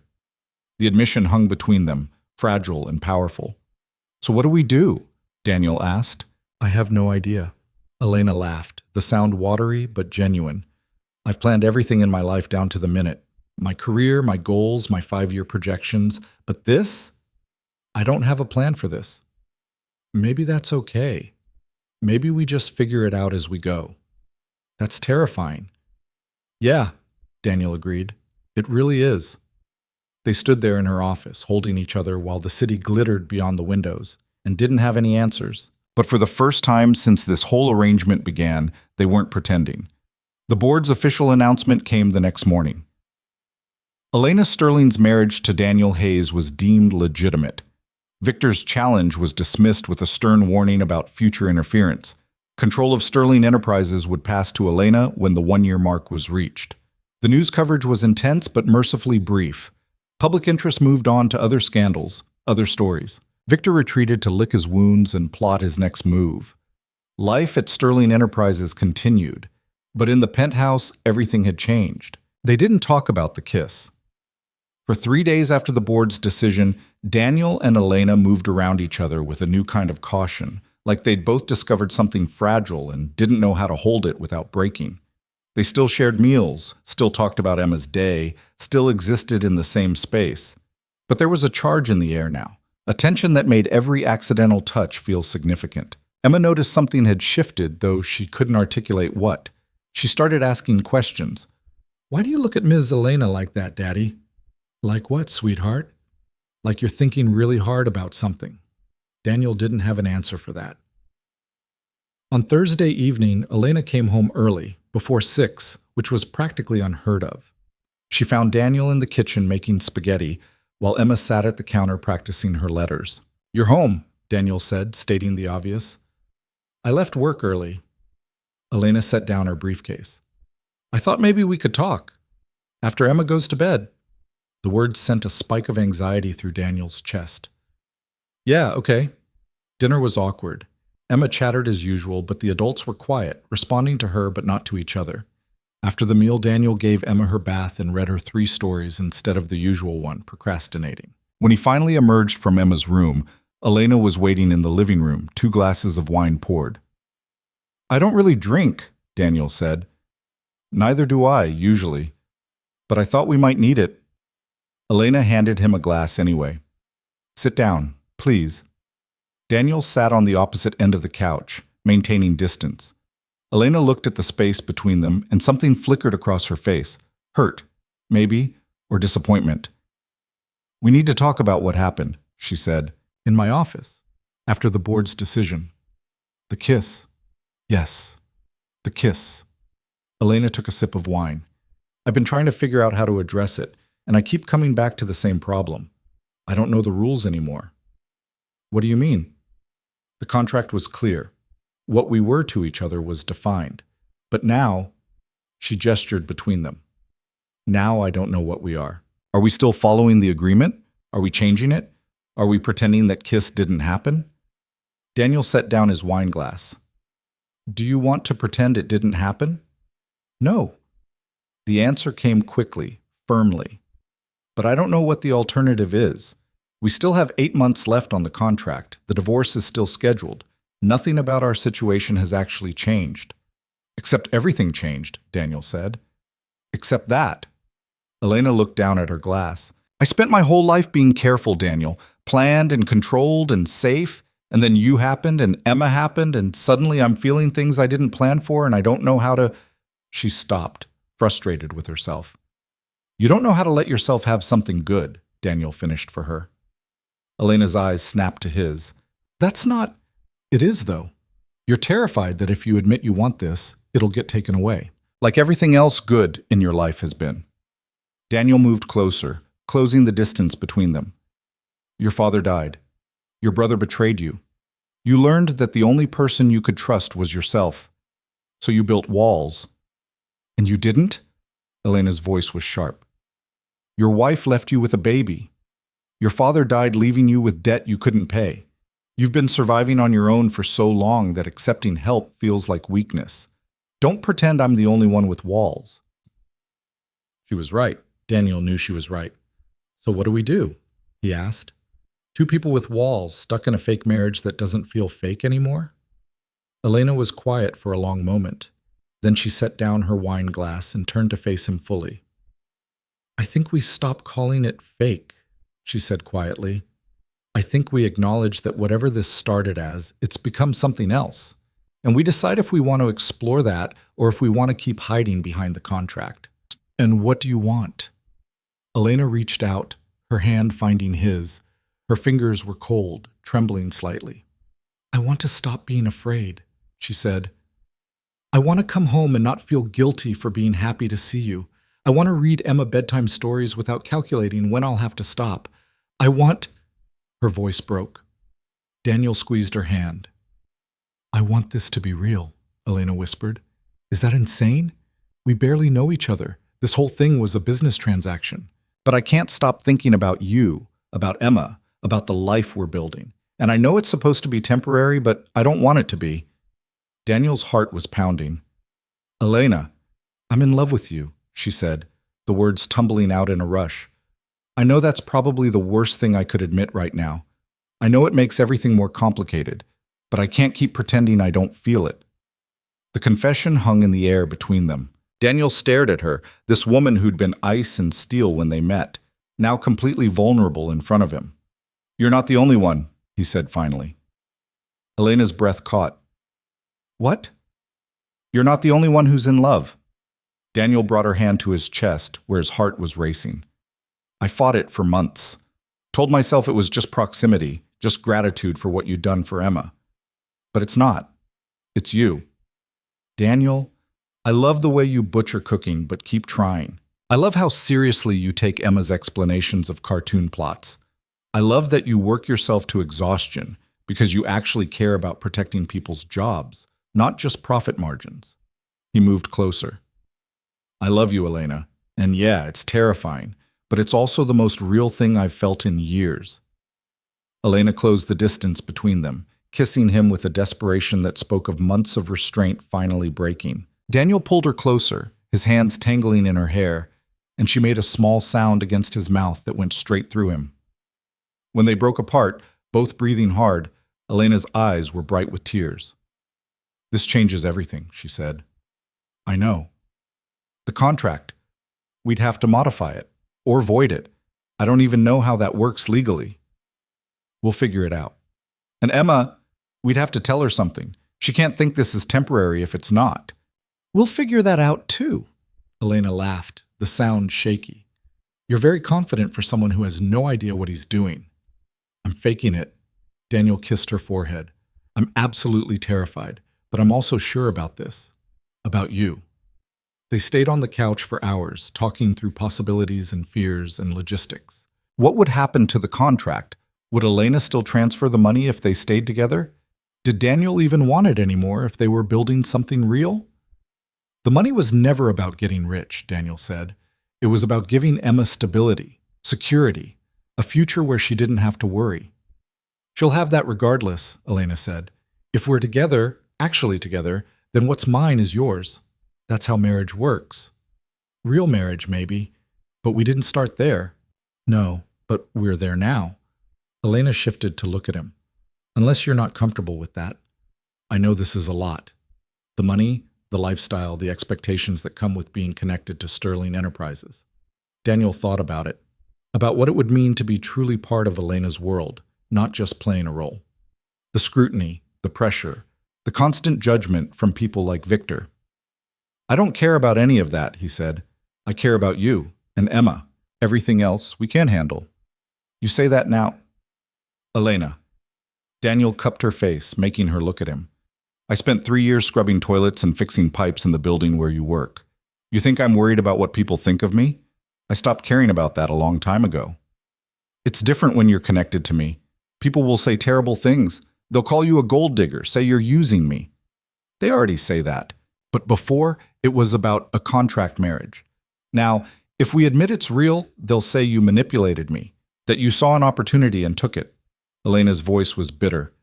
They'll never believe you actually love me, not for who I am. Then they don't know you, Daniel said simply. Anyone who actually spent time with you would understand exactly why I fell in love with you. Elena kissed him again, slower this time, softer. When she pulled back, she rested her forehead against his. I don't know how to do this, she admitted. Be in a real relationship. I've never had one that wasn't transactional in some way. Neither have I. Not really. Emma's mom and I were kids playing house. We didn't know what we were doing. Daniel ran his thumb along Elena's cheek. But we'll figure it out together. That's kind of the point. They fell asleep on the couch again, wrapped around each other like they were afraid to let go. Daniel woke first, around 5 a.m., to find Elena curled against his chest, her breathing deep and even. In sleep, she looked younger, the tension that usually lived in her shoulders completely gone. He didn't want to move and wake her, so he just lay there, watching the city come alive beyond the windows, thinking about how completely his life had changed in 4 months. From desperate and drowning to this, holding a woman he loved in a home that felt real, with a future that looked nothing like the one he'd imagined. Elena stirred, her eyes opening slowly. For a moment, she looked confused. Then she saw Daniel and smiled, genuine and unguarded. Hi, she said. Hi yourself. We fell asleep again. Seems to be a pattern. Elena stretched, wincing.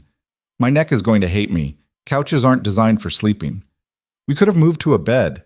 The words hung there, weighted with implication. Elena's cheeks flushed. I wasn't ready for that, she said quietly. Not yet. Is that okay? Of course it is. Daniel kissed her temple. We move at whatever pace feels right. No pressure. I want to do this right. Not rush just because we're feeling everything all at once. Elena, we're already married and living together with my 4-year-old daughter. I think we passed taking it slow about 3 months ago. She laughed. Fair point. They made breakfast together, a first. Usually Daniel cooked while Elena got ready for work, but this morning she stayed, attempting to flip pancakes and burning 2 before getting the third one passably golden. When Emma wandered out in her pajamas, rubbing sleep from her eyes, she stopped and stared at them. You're both here, she said, like this was unprecedented. We are, Elena confirmed. Is that okay? Emma climbed onto a stool, considering this. Are you going to be here for breakfast now, every day? Elena glanced at Daniel, uncertainty in her eyes. He nodded encouragement. I'm going to try, Elena said. Would you like that? Yes. Emma reached for the syrup. Sophie's mom makes her pancakes every Saturday. Now I can tell her my Miss Elena makes me pancakes too. These are definitely Daddy's pancakes, Elena said. I just watched. You helped, Daniel corrected. That counts. After breakfast, Elena did something she'd never done before. She called her assistant and said she'd be late. Then she helped Daniel get Emma ready for school, braiding her hair with only minimal frustration, and came with them for drop-off. The other parents stared. Some whispered. One mother, Sophie's mom, it turned out, approached them with a friendly smile. You must be Miss Elena, she said. Sophie talks about Emma constantly. It's so nice to finally meet you. Elena shook her hand, caught off guard. Nice to meet you too. We're having a play date at our place this Saturday. Would Emma like to come? You're both welcome to stay, of course. We're pretty casual about it. Daniel saw Elena's panic. Social situations with other parents, casual weekend plans. This was so far outside her usual world. "That sounds great," Daniel said, jumping in. "What time?" After they'd confirmed details and Sophie's mom had left, Elena let out a breath. "I have no idea how to do play dates," she said. "You stand around drinking coffee while the kids play. Occasionally, you make sure no one's bleeding. It's not complicated. For you, maybe. I don't know how to make small talk with suburban parents. Elena, you negotiate multi-million-dollar contracts. You can handle talking to Sophie's mom." She didn't look convinced. The next few days established a new rhythm. Elena started coming home earlier, joining them for dinner most nights. She was still working long hours, but she was more present when she was there. She asked Emma about school, helped with bath time, read bedtime stories with increasingly confident character voices. One evening, while Daniel was doing dishes and Elena was helping Emma with a puzzle, he heard Emma ask, "Miss Elena, are you my dad's girlfriend now?" Daniel froze, hands in soapy water. Elena's response was careful. "Why do you ask that, sweetheart?" "Because you hold hands now, and you smile at each other a lot. That's what girlfriends do on TV." "Well, I'm actually your dad's wife, remember? We got married." "Oh, yeah." Emma fitted a puzzle piece into place. "But you didn't do it before, the holding hands and smiling." "No, we didn't." "Why not?" Daniel abandoned the dishes, moving to the doorway where he could see them but stayed quiet. Elena was quiet for a moment. "Sometimes grown-ups need time to figure out how they feel about each other. Your dad and I are friends, and we became better friends. And then we realized we wanted to be more than friends. Like in the princess movie, where she doesn't like the prince at first, but then she does? Something like that." Emma seemed satisfied with this explanation. She finished the puzzle with Elena's help, then looked up at her seriously. "I'm glad you like my dad now. He was sad before, after Grandpa died, but he's not sad anymore." Elena's eyes found Daniel's across the room. "I'm glad too," she said softly. Saturday came, and with it the play date at Sophie's house. Elena changed outfits 3 times before settling on jeans and a sweater, anxious in a way Daniel had never seen her. "It's just parents and kids," he reminded her, "not a board meeting." "Board meetings I can handle. This is worse." But once they arrived at Sophie's house, a sprawling suburban home with a huge backyard, Elena surprised him. She talked with the other parents, asked questions about the neighborhood and schools, even laughed at someone's story about a disaster with a science fair volcano. She wasn't the ice queen of Sterling Enterprises. She was just Elena, trying to fit into a world that was completely foreign to her. Daniel watched her playing with Emma and Sophie in the backyard, pushing them on a tire swing, and felt something settle in his chest. This could work. They could actually build this life. On the drive home, Emma fell asleep in her car seat, exhausted from playing. Elena reached over and took Daniel's hand. "That wasn't as terrifying as I thought it would be," she admitted. "You were great. Sophie's mom loved you." "She was very kind. They all were." Elena paused. "Is this what normal families do? Play dates and backyard barbecues?" "I think so. I've never really had it either." "We could, though. Have it, I mean." Elena's voice was tentative. "If we wanted to." Daniel squeezed her hand.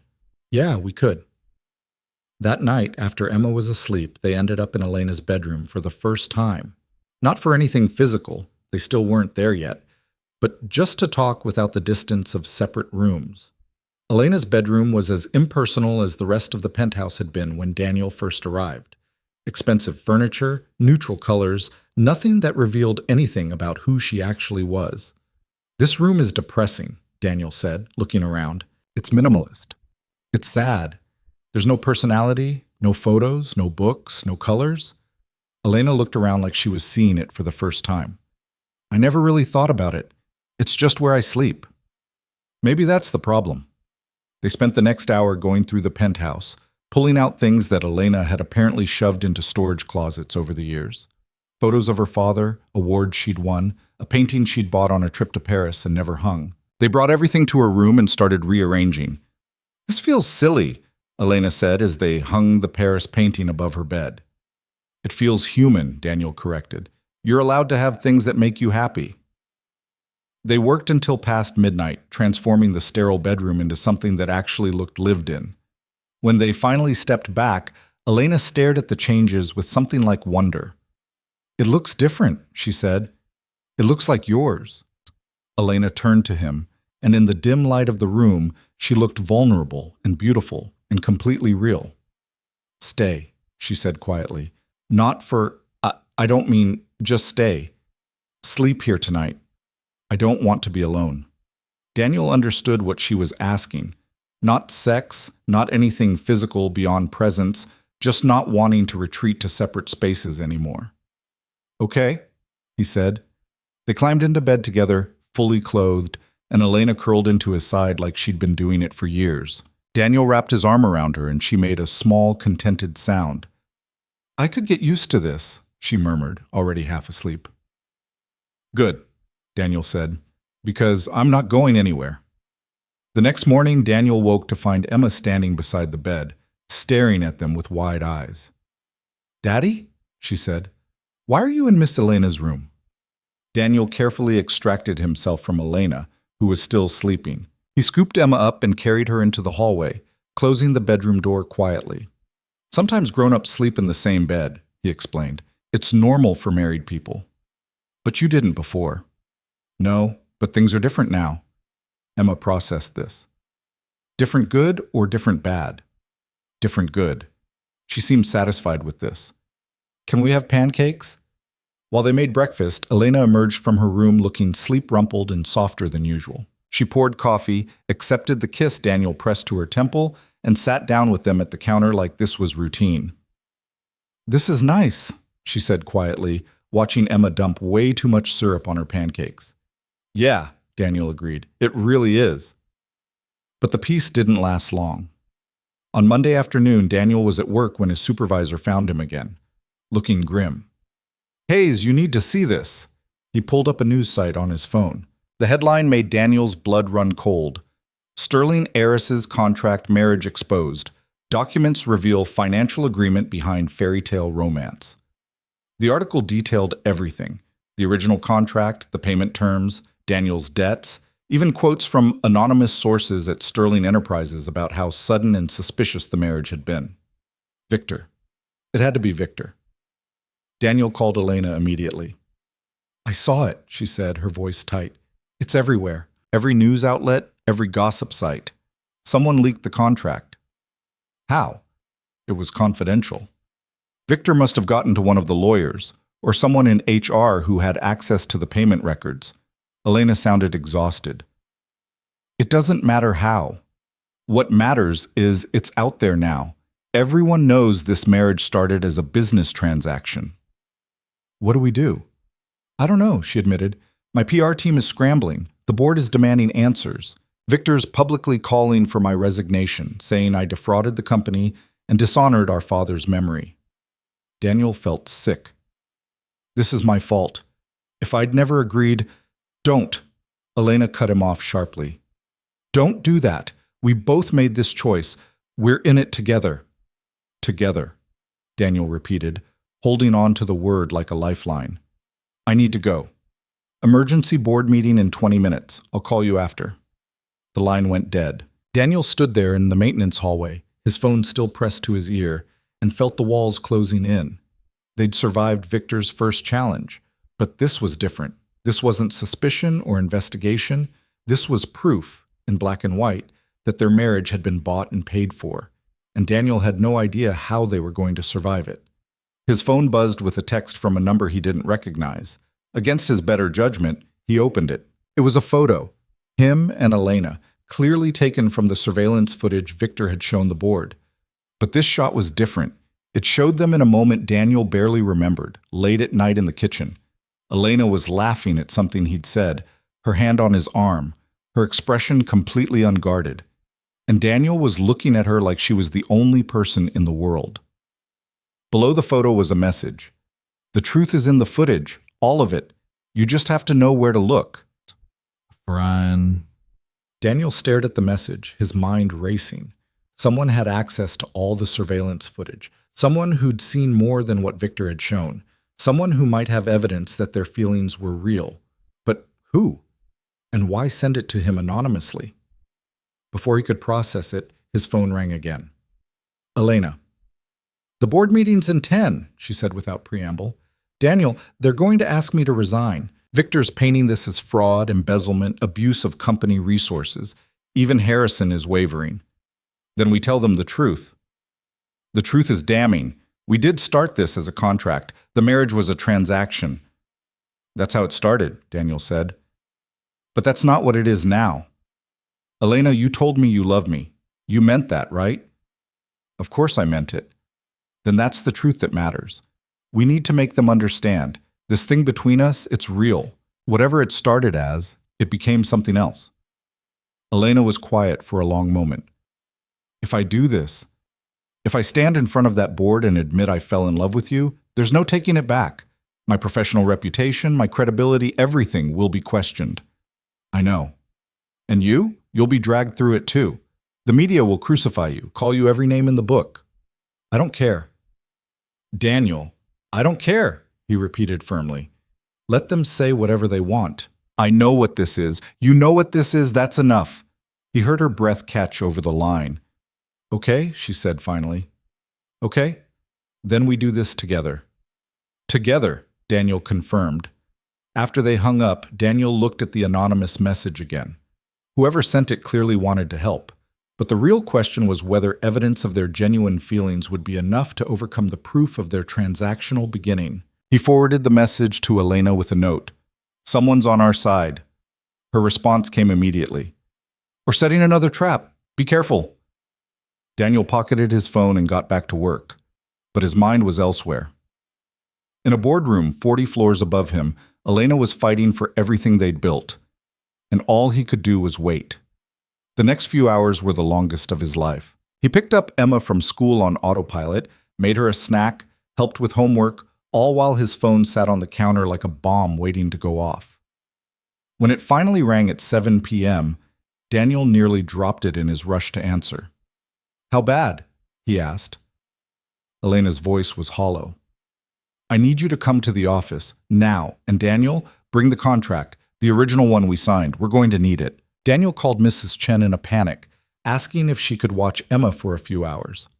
20 minutes later, he was in a cab heading downtown, the contract tucked in a folder under his arm, his heart hammering against his ribs. The Sterling Enterprises building was mostly dark, just a few lit windows scattered across the upper floors. Daniel's security badge still worked. He half expected it to be deactivated, and he took the elevator up to the executive level, each floor counting upward, feeling like a countdown to something he couldn't name. The boardroom doors were open. Inside, he found Elena standing at the head of the table, still in the same suit she'd worn that morning, looking exhausted. Harrison sat to her right, along with 3 other board members Daniel recognized from the previous hearing. Victor was there too, leaning back in his chair with the satisfied expression of someone watching their opponent drown. But there was someone else in the room Daniel didn't recognize. An older woman in her 60s, elegant and sharp-eyed, sitting beside Harrison with a leather portfolio in front of her. Daniel, Elena said, her voice carefully neutral. Thank you for coming. What's going on? Sit down, Harrison said, gesturing to the chair beside Elena. We have a situation that requires both of you. Daniel sat, hyper-aware of Victor's eyes tracking his every movement. He set the folder containing the contract on the table. Mr. Hayes, Harrison began, I'm sure you've seen the news coverage today. The contract between you and Ms. Sterling has become public knowledge. This puts the board in a difficult position. How convenient that it leaked right after Victor's challenge failed, Daniel said, looking directly at Victor. Victor smiled thinly. Are you accusing me of something? I'm stating facts. You lost, so you changed tactics. Gentlemen, Harrison interrupted, we're not here to assign blame for the leak. We're here to address its implications. He nodded to the older woman. This is Catherine Sterling, Elena's mother. Daniel's head whipped toward the woman. Elena had never mentioned her mother was alive, let alone involved with the company. Catherine's expression was unreadable. Hello, Daniel. I apologize for the dramatic introduction. I've been living in Europe for the past 5 years, but recent events brought me home. Your mother knew about this, Daniel asked Elena. I didn't tell her, Elena said quietly. But when the contract leaked, she saw the news. And took the first flight back, Catherine finished. Because my daughter was clearly in over her head. Elena flinched at that. Mrs. Sterling, Daniel started. Catherine, please, and before you defend her, Mr. Hayes, understand that I'm not here to judge. I'm here because I have information that changes this entire situation. She opened her portfolio and pulled out a document. When my husband died, he left 50% of Sterling Enterprises to Elena, 50% to Victor. But what most people don't know is that he also left me a contingency option. She slid the document across the table. It was a codicil to the will, dated just weeks before Elena's father died. If at any point I determine that neither of my children is fit to lead the company, Catherine continued, I have the right to assume controlling interest until such time as they prove themselves worthy. I've never exercised this right because I believed in letting them find their own way. But this situation has forced my hand. Victor sat forward. You can't be serious. I'm completely serious. The contract leak, the surveillance, the constant scheming, it's everything your father feared you'd become, Victor. And Elena, she looked at her daughter. You've made questionable choices. But unlike your brother, you've also shown growth. Mother, I don't need you to swoop in and save me, Elena said, her voice tight. I'm not saving you. I'm giving you a choice. Catherine's eyes were sharp. Both of you. Elena, Victor, this is what's going to happen. I'm invoking the contingency clause. Effective immediately, I assume controlling interest in Sterling Enterprises. The room erupted. Victor was on his feet, shouting about legal challenges. Harrison looked shell-shocked. Elena just stared at her mother, frozen. Catherine raised a hand, and somehow the room quieted. I'm not finished, she said. Here are the new terms. Elena, you will remain as operational director, but your decisions will be subject to my oversight for the next 6 months. If, during that time, you demonstrate that you can lead this company with integrity, not just competence, but genuine care for what it represents, then control passes to you permanently. And Victor? Elena asked. Catherine's expression hardened. Victor, you've proven repeatedly that you see Sterling Enterprises as an asset to exploit rather than a legacy to protect. You're removed from operational control effective immediately. You retain your shares and the associated financial benefits, but you no longer have decision-making authority. This is insane, Victor said. You can't just... I can, and I have. The codicil is legally binding. My lawyers have already filed the paperwork. Catherine's voice was steel. You can challenge it if you'd like, but given your recent behavior, the surveillance, the leaked contract, the media manipulation, I wouldn't recommend it. The optics are not in your favor. Victor's face was red. This is because of him. He pointed at Daniel. You're willing to destroy our family's legacy because your daughter married some janitor? I'm willing to protect our family's legacy from you, Catherine corrected. Daniel has nothing to do with my decision regarding your fitness to lead. That was determined entirely by your own actions. She turned to Daniel, her expression softening slightly. However, Mr. Hayes, you and I do need to have a conversation about this contract and about your relationship with my daughter. Daniel felt Elena's hand find his under the table, her fingers cold. The contract was my idea, Elena said quickly. I approached Daniel. He was in a desperate situation, and I took advantage of that. Did you? Catherine looked at Daniel. Were you coerced, Mr. Hayes? No, Daniel said. I wasn't coerced. I made a choice. A choice motivated by financial desperation. At first, yes, but... Daniel stopped, looking at Elena. Her eyes were pleading with him to be careful, but he was tired of being careful. But that's not why I'm still here. Then why are you still here? Because I fell in love with your daughter, Daniel said simply. The contract brought us together, but it's not what keeps us together. That's all Elena. The person she is when no one's watching. The way she tries so hard to do right by people, even when it costs her. The way she reads to my daughter in different voices and burns pancakes and falls asleep during movies because she works herself to exhaustion. Catherine studied him for a long moment. And the money? The $5 million specified in the contract? I don't want it, Daniel said. Elena's head whipped toward him. Daniel? I don't want it, he repeated, looking at her. Not if it means people think that's why I'm with you. Not if it undermines what we have. Mr. Hayes, that's very noble, Catherine said. but impractical. You have a daughter to support. You need financial stability. I'll find another way. No, you won't, Elena said sharply. Daniel, you can't just... We had an agreement. You upheld your end. The money is yours regardless of what happens between us. I don't care about the agreement anymore, Daniel said. I care about you, and I care about proving that this, he gestured between them, is real. If keeping the money makes people doubt that, then I don't want it. That's the stupidest thing I've ever heard, Elena said, but her eyes were bright with tears. Probably, Daniel agreed. But I mean it. Catherine leaned back in her chair, something like approval in her expression. Mr. Hayes, I think I'm beginning to understand why my daughter chose you. She turned to Harrison. I believe we have what we need. The board can record my assumption of controlling interest. Elena remains in her operational role under supervision. Victor is removed from operational authority. Are there any objections? Harrison looked around the table. The other board members were quiet, still processing everything that had happened. Finally, Harrison spoke. I move to accept Catherine Sterling's invocation of the contingency clause. All in favor? The vote was unanimous. Even Victor's allies knew better than to oppose Catherine when she was like this. Motion carries, Harrison said. This meeting is adjourned. Victor stood, grabbed his briefcase, and walked out without a word.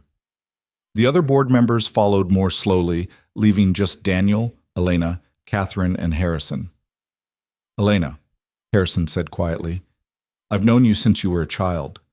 I watched you grow up in this company, and I'm going to give you some advice your father would have given you if he were still here. What's that? Stop trying to prove you're good enough. You already are. He squeezed her shoulder. The only person who doesn't believe that is you. After Harrison left, the three of them sat in silence. Elena was staring at the table, her composure completely shattered. Catherine watched her daughter with an expression that was equal parts exasperation and affection. You really made a mess of this, didn't you? Catherine said finally. Elena laughed, the sound broken. Yeah, I really did. Your father would have been furious. I know. But he also would have understood. Catherine's voice softened. He married me for money too, you know. Back when Sterling Enterprises was just getting started and he needed capital. My family had it. It was supposed to be a business arrangement. Elena looked up, shocked. What? We kept it quiet, obviously. But yes, our marriage started as a transaction. It took us years to figure out we'd actually fallen in love with each other. Catherine smiled. So when I saw your contract leaked in the news, I wasn't horrified. I was sympathetic. Why didn't you ever tell me? Because by the time you were old enough to understand, it didn't matter how we'd started. We were just us. Catherine looked at Daniel. The question I have for you both is simple. Do you want to be just you, or do you want to keep hiding behind contracts and arrangements and fear? Elena's hand tightened on Daniel's. I want to be just us, she said quietly. But I don't know how to get there from here. It's actually quite simple, Catherine said. You honor the contract. You pay Mr. Hayes the money you promised, and then you decide, both of you, whether you want to stay married because you choose to, not because a piece of paper says you have to. The contract specifies 1 year, Daniel said. We're only 4 months in. So honor that, stay married for the full year, but live that year as if it's real, not as a performance for the board or the media, as a real marriage with all the mess and compromise that entails. Catherine stood, gathering her portfolio. And at the end of that year, if you still want to be together, you tear up the contract and start fresh. No prenups, no agreements, just 2 people choosing each other. And if we don't? Elena asked. Then you divorce as planned, and no one can say you didn't give it an honest shot. Catherine moved toward the door, then paused. For what it's worth, I like him. He's the first person I've ever seen make you laugh like you mean it. After she left, Daniel and Elena sat in the empty boardroom, processing everything that had just happened. Your mother is terrifying, Daniel said finally. Yeah, she really is. Elena turned to him. Did you mean what you said? About not wanting the money? I meant it, but your mother's right. I have Emma to think about. I can't make decisions based on pride. The money's yours, Daniel. It was always going to be yours. What we feel about each other doesn't change that. Elena took both his hands. But I need you to understand something. If you stay with me, it can't be because of financial security. It can't be because you feel obligated. It has to be because you want this life, with me, with all the complications that come with it. I do want it, Daniel said. I want you. I want us. I want Emma to grow up in a home where the people who love her actually choose to be there. Elena kissed him, soft and careful, like she was sealing a promise. 1 year, she said against his lips. We live it real. We figure out if this actually works outside of the contract. And at the end? At the end, we decide. Together. They left the office hand in hand, walking out into the cool night air. The city hummed around them, indifferent to their small drama. But for Daniel, everything felt different, lighter, somehow, despite the weight of what they still had to navigate. In the cab ride home, Elena leaned against him, exhausted. I should call Emma, Daniel said. Make sure she's okay with Mrs. Chen. She's fine. Mrs. Chen loves her. Elena was quiet for a moment. What are we going to tell her about all of this? The truth. Age-appropriate version, but the truth. That we got married for complicated reasons, but that we're staying married because we want to be a family. She's 4. Will she even understand? Probably not completely, but she'll understand that we love her and we're not going anywhere. Daniel kissed the top of Elena's head. Kids are more resilient than we give them credit for. When they got home, Mrs. Chen was reading on the couch while Emma slept in her room. She took one look at their faces and smiled. Good news, I take it. Something like that, Daniel said, paying her and thanking her profusely. After Mrs. Chen left, Elena went to check on Emma, standing in the doorway of the child's room for a long moment. She's so peaceful when she sleeps, Elena said quietly when Daniel joined her. No worries, no fears, just dreams. That's the goal. Keep her that way as long as we can. I want that too. Elena turned to him. I want to be the kind of parent who protects that peace, not the kind who disrupts it. You already are. They went to Elena's room together. Their room now, Daniel supposed, given that he'd been sleeping there more often than not. They changed for bed in comfortable silence, the kind that spoke of familiarity rather than awkwardness. In bed, Elena curled into Daniel's side, her head on his chest. I'm scared, she admitted, of messing this up, of not being good enough at this whole relationship thing. Welcome to the club. I've been scared since day one. But you don't show it, because I'm faking confidence to convince both of us I know what I'm doing. Daniel ran his fingers through her hair. We're both making this up as we go, Elena. That's okay. That's how it's supposed to work. She was quiet for a long time, then, I love you. I love you too. Even though I'm a disaster who creates elaborate fake marriages and nearly destroys her family's company? Especially because of that, Daniel said. You're interesting. Life with you is never boring. Elena laughed, the sound muffled against his chest. That's one way to put it. They fell asleep like that, wrapped around each other, and for the first time since this whole thing began, Daniel slept without worrying about contracts or timelines or what came next. The next few weeks were a strange adjustment period. The media storm over the contract leak eventually died down, replaced by new scandals and stories. Catherine took control of Sterling Enterprises with brisk efficiency, making changes that had the board both impressed and slightly terrified. Victor disappeared to one of the family's vacation properties, licking his wounds and plotting whatever came next, and Daniel and Elena learned to live like a real couple. It wasn't smooth. They fought about stupid things, whose turn it was to do dishes, how late Elena stayed at work, whether Emma needed a new winter coat, or if last year's would do. They had to figure out how to navigate each other's triggers and habits, how to compromise on things that seemed simple but weren't. Daniel had to get used to the fact that Elena worked constantly, that her phone was always ringing, that she carried the weight of an entire company on her shoulders. Elena had to learn that sometimes Emma needed attention right now, not in 5 minutes, and that family dinners mattered even when work was piling up. But they also had moments that made all the friction worthwhile, like the Saturday morning when Daniel woke to find Elena and Emma making breakfast together, actual cooking, not just watching, and the kitchen was a disaster of flour and eggshells, but Emma was laughing and Elena was singing off-key, and it was perfect. Like the evening when they took Emma to the park and pushed her on the swings until their arms ached, and afterward got ice cream and walked home in the twilight, Emma between them holding both their hands. Like the night when Daniel came home from a particularly brutal shift at work to find Elena waiting with Thai takeout and a heating pad for his sore back, and they ate in bed while watching terrible reality TV and making fun of the contestants. Small moments.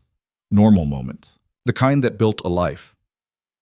3 months after Catherine's intervention, Elena came home with news. "The board approved my first major initiative," she said, setting down her briefcase with a huge smile. "We're creating a foundation, Sterling Community Fund. It'll provide grants to families dealing with medical debt, help with education costs, support local schools." Elena, that's incredible. It was actually inspired by you, by what you went through with your father's illness. She took his hands.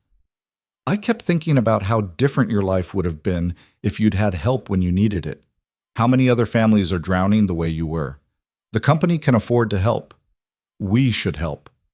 Daniel pulled her into a kiss, overwhelmed by how much she'd changed from the cold executive who'd propositioned him in that office 6 months ago. "Your father would be proud of you," he said. "I hope so." Elena rested her forehead against his. "I'm trying to be this kind of leader he believed I could be." "You already are." That night, they made love for the first time. It was tender and careful, and nothing like the transactional arrangement they'd started with. It was two people choosing each other completely, no contracts or clauses, just them. Afterward, lying tangled in sheets, Elena traced patterns on Daniel's chest. "The year's almost up," she said quietly. 2 more months until the contract expires." "I know. Have you thought about what happens then?" Daniel caught her hand, pressing a kiss to her palm. "Every day." "And?" "And I don't want it to end." He met her eyes. "I want to tear up that contract and start over. Make new vows that aren't about the company or money or anything except us. You and me and Emma, a real family." Elena's eyes filled with tears. "I want that too, so much." "Then that's what we'll do." They made plans, quiet plans, just between them. When the contract's 1-year mark hit, they'd have a small ceremony. Nothing like the sterile civil service in the judge's office. Something real, with people they cared about. Mrs. Chen would be there. Sophie's mom and the other parents from Emma's school. Harrison, maybe, if he wanted to come. Catherine, definitely. And Emma would be their flower girl because she'd already started planning her outfit the moment they told her there would be a real wedding. "Can I wear my sparkly shoes?" she'd asked. "You can wear whatever you want," Elena had promised. But before they could get there, one more storm hit. Victor filed a lawsuit. Not against the company this time, against Elena and Daniel personally. He claimed fraud, emotional distress, and a dozen other charges that his lawyers had clearly crafted to cause maximum damage. The suit demanded the return of all money paid under the contract, punitive damages, and a public admission that the marriage had been a sham. The papers were served on a Tuesday afternoon. Daniel was at work when his phone rang. "Don't panic," Elena said immediately. "That's never a good way to start a conversation." "Victor sued us. Well, sued me primarily, but you're named as a co-defendant. It's a civil suit, nothing criminal, but it's ugly." Daniel closed his eyes. "What does he want?" "Everything. The money back, damages, public humiliation, the usual Victor special." Elena's voice was tight. "My lawyers say it's a nuisance suit. He knows he'll lose, but he wants to drag us through the mud." "Can he do that? Even with your mother in control of the company?" "He's suing us as individuals, not the company. It's separate." She paused. "Daniel, this is going to get messy. Press coverage, depositions, all of it. And Emma, she'll hear things at school. Kids will repeat what their parents say. Then we tell her the truth first, before she hears it from someone else." That night they sat Emma down in the living room. She was 5 now. Her birthday had passed a month ago with a party that Elena had helped plan, complete with a bounce house and way too much cake. She was old enough to understand some things, young enough that others would go over her head. "Emma, we need to talk to you about something important," Daniel began. She set down her coloring book, sensing the seriousness. "Did I do something wrong?" "No, baby, you didn't do anything wrong. But remember how we told you that Ms. Elena and I got married for complicated grown-up reasons?" Emma nodded. Well, some people think we did something bad. They're going to say mean things about us, and you might hear them at school. What kind of mean things? Daniel and Elena exchanged glances. How did you explain lawsuits and fraud accusations to a 5-year-old? They're going to say that Daddy married Miss Elena for money, Elena said carefully. That we're not a real family. Emma's face scrunched up, confused. But we are a real family. We live together. We eat dinner together. You read me stories and help me with my homework. We know that, sweetheart, but some people don't believe it. Then they're dumb, Emma said with the blunt certainty of childhood. Elena laughed despite herself. Maybe they are, but their words might hurt anyway. So we wanted you to know, no matter what anyone says, we love you. And we love each other, and we're not going anywhere. Emma thought about this for a moment, then she climbed into Elena's lap, wrapping her arms around her neck. You're my mom now, she said matter-of-factly. I decided. Elena's breath caught. She looked at Daniel over Emma's head, tears streaming down her face. Is that okay? Emma pulled back, worried. Are you crying because you're sad? No, baby. I'm crying because I'm happy. Elena hugged her tight. I would love to be your mom, if that's what you want. It's what I want, Emma said firmly. Then she squirmed down and went back to her coloring like she hadn't just changed Elena's entire world. The lawsuit dragged on for 6 weeks. Depositions, discovery, lawyers arguing over details that seemed designed specifically to humiliate. Victor's team dug into every aspect of their relationship, questioned their motives, tried to prove the marriage was still just a transaction. But they had evidence now. Months of living together, of building a life, photos of family dinners and school events, testimony from neighbors and teachers who'd watched them become a family. Even the surveillance footage that Victor had used against them now worked in their favor, because it showed the gradual shift from strangers to something real. And then there was Catherine. Elena's mother took the stand in the preliminary hearing and absolutely destroyed Victor's case. She testified about the codicil, about her late husband's concerns regarding both his children, about her observations of Elena and Daniel's relationship over the past months. Do I believe they married for love initially? Catherine said under oath. No. But do I believe they're in love now? Absolutely. I've watched my daughter transform from someone who worked herself to exhaustion to avoid dealing with emotions into someone who rushes home to have dinner with her family. I've watched Mr. Hayes go from viewing Elena as his employer to looking at her like she's his entire world. That's not something you can fake for months on end. The judge seemed to agree. 2 weeks later, Victor's lawsuit was dismissed with prejudice. The judge ruled that even if the marriage had started as a contractual arrangement, it had evolved into a genuine relationship, and there was no fraud in 2 adults choosing to stay together. Victor didn't take the loss well. He showed up at Sterling Enterprises the day after the ruling, demanding to see Elena. Security called her office, and she went down to the lobby with Daniel beside her. You won, Victor said without preamble. His face was haggard, the polish completely gone. Are you happy now? No, Elena said honestly. I'm not happy that it came to this. I'm not happy that you and I can't be in the same room without trying to destroy each other. You took everything from me. You took it from yourself. Elena's voice was sad rather than angry. Dad gave us equal chances, Victor. I'm sorry you couldn't see that the company was more than just an asset to liquidate. I'm sorry you saw me as competition instead of family. We haven't been family in years. I know. And that's on both of us. Elena paused. But it doesn't have to stay that way. If you ever want to actually talk, not scheme or fight or compete, just talk, I'm willing to try. Victor looked at her for a long moment. Then he turned and walked away without another word. Daniel put his arm around Elena as they watched him go. Think he'll take you up on that? Probably not. But I had to offer. She leaned into him. I'm tired of burning bridges. Then let's stop burning them. Let's build instead. The contract's 1-year anniversary fell on a crisp October afternoon. Daniel took the day off work. Actually, he'd given his notice 2 weeks earlier. With the money from the contract and Elena's support, he was going back to school to finish his engineering degree. It was terrifying and exciting and something he'd given up on years ago. Elena had also taken the day off, which was practically unheard of. Catherine was running Sterling Enterprises with the confidence of someone who'd been doing it for decades. and she'd made it clear that Elena needed to learn work-life balance. They'd planned a small ceremony at a garden outside the city, just 20 people, the ones who actually mattered. Mrs. Chen was there with tears in her eyes. Sophie's mom and a few other parents from Emma's school. Harrison, looking proud. Catherine, elegant in lavender. Even Daniel's sister had flown in from across the country, meeting Elena for the first time and immediately approving. Emma wore her sparkly shoes and a white dress with a purple sash, carrying a basket of flower petals that she took very seriously. Daniel stood at the makeshift altar, watching Elena walk toward him. She wasn't wearing a traditional wedding dress. Instead, she'd chosen a simple cream dress that made her look radiant.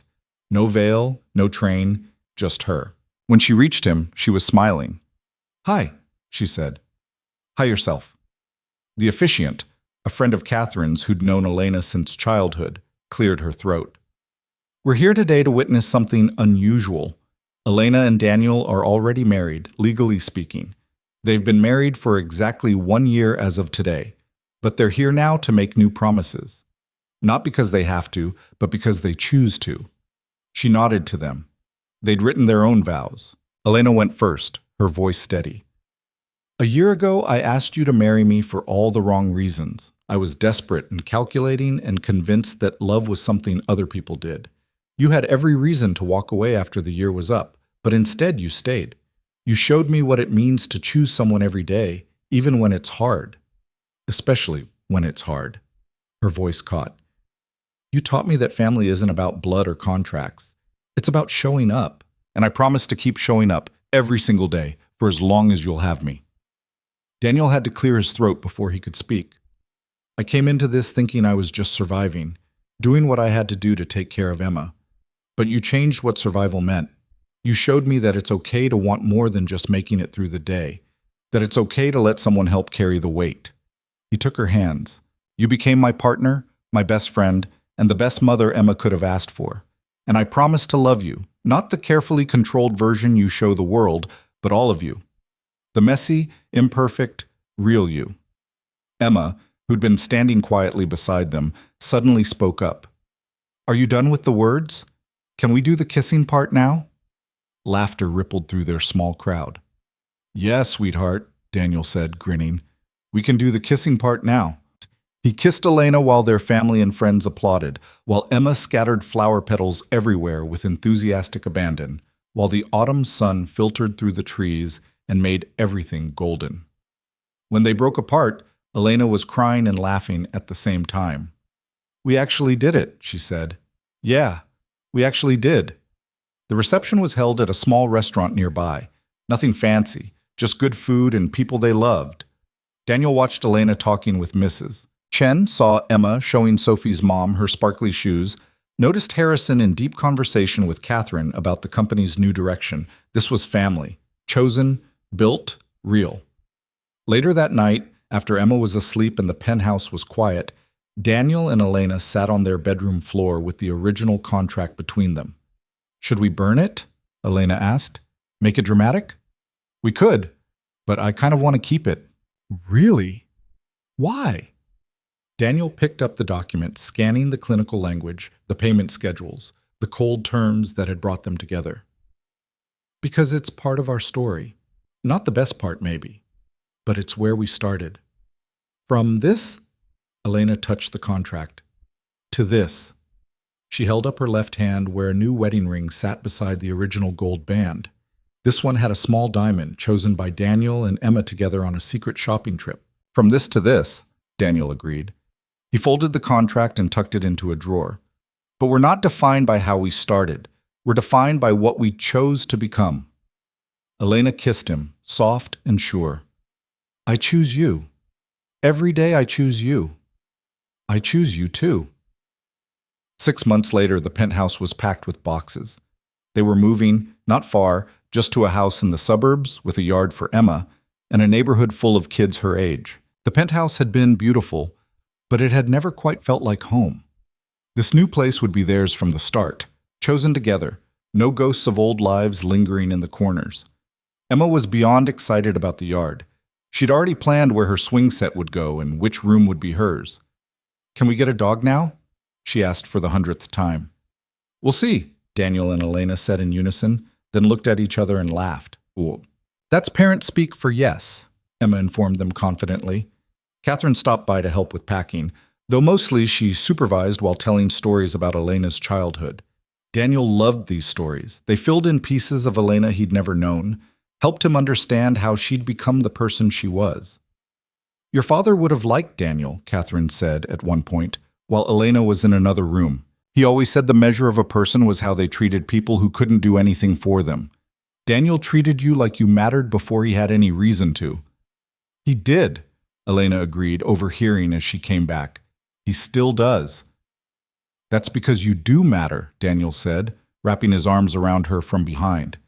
To me. To Emma. To a lot of people. Elena leaned back against him, watching Emma try to pack her stuffed animals with limited success. I never thought I'd have this, she said quietly. A family. A home. Someone who actually wants to be here. Not because of money or connections, but just because. Well, you have it now. All of it. Yeah, Elena said, smiling. I really do. The move happened on a sunny Saturday in spring. Friends from work helped load boxes. Neighbors from the building said goodbye. Emma cried a little because she'd missed the doorman who gave her candy, but cheered up when she saw her new room with its big windows and built-in bookshelves. That night, they had pizza on the floor of the empty living room because the furniture wouldn't arrive until tomorrow.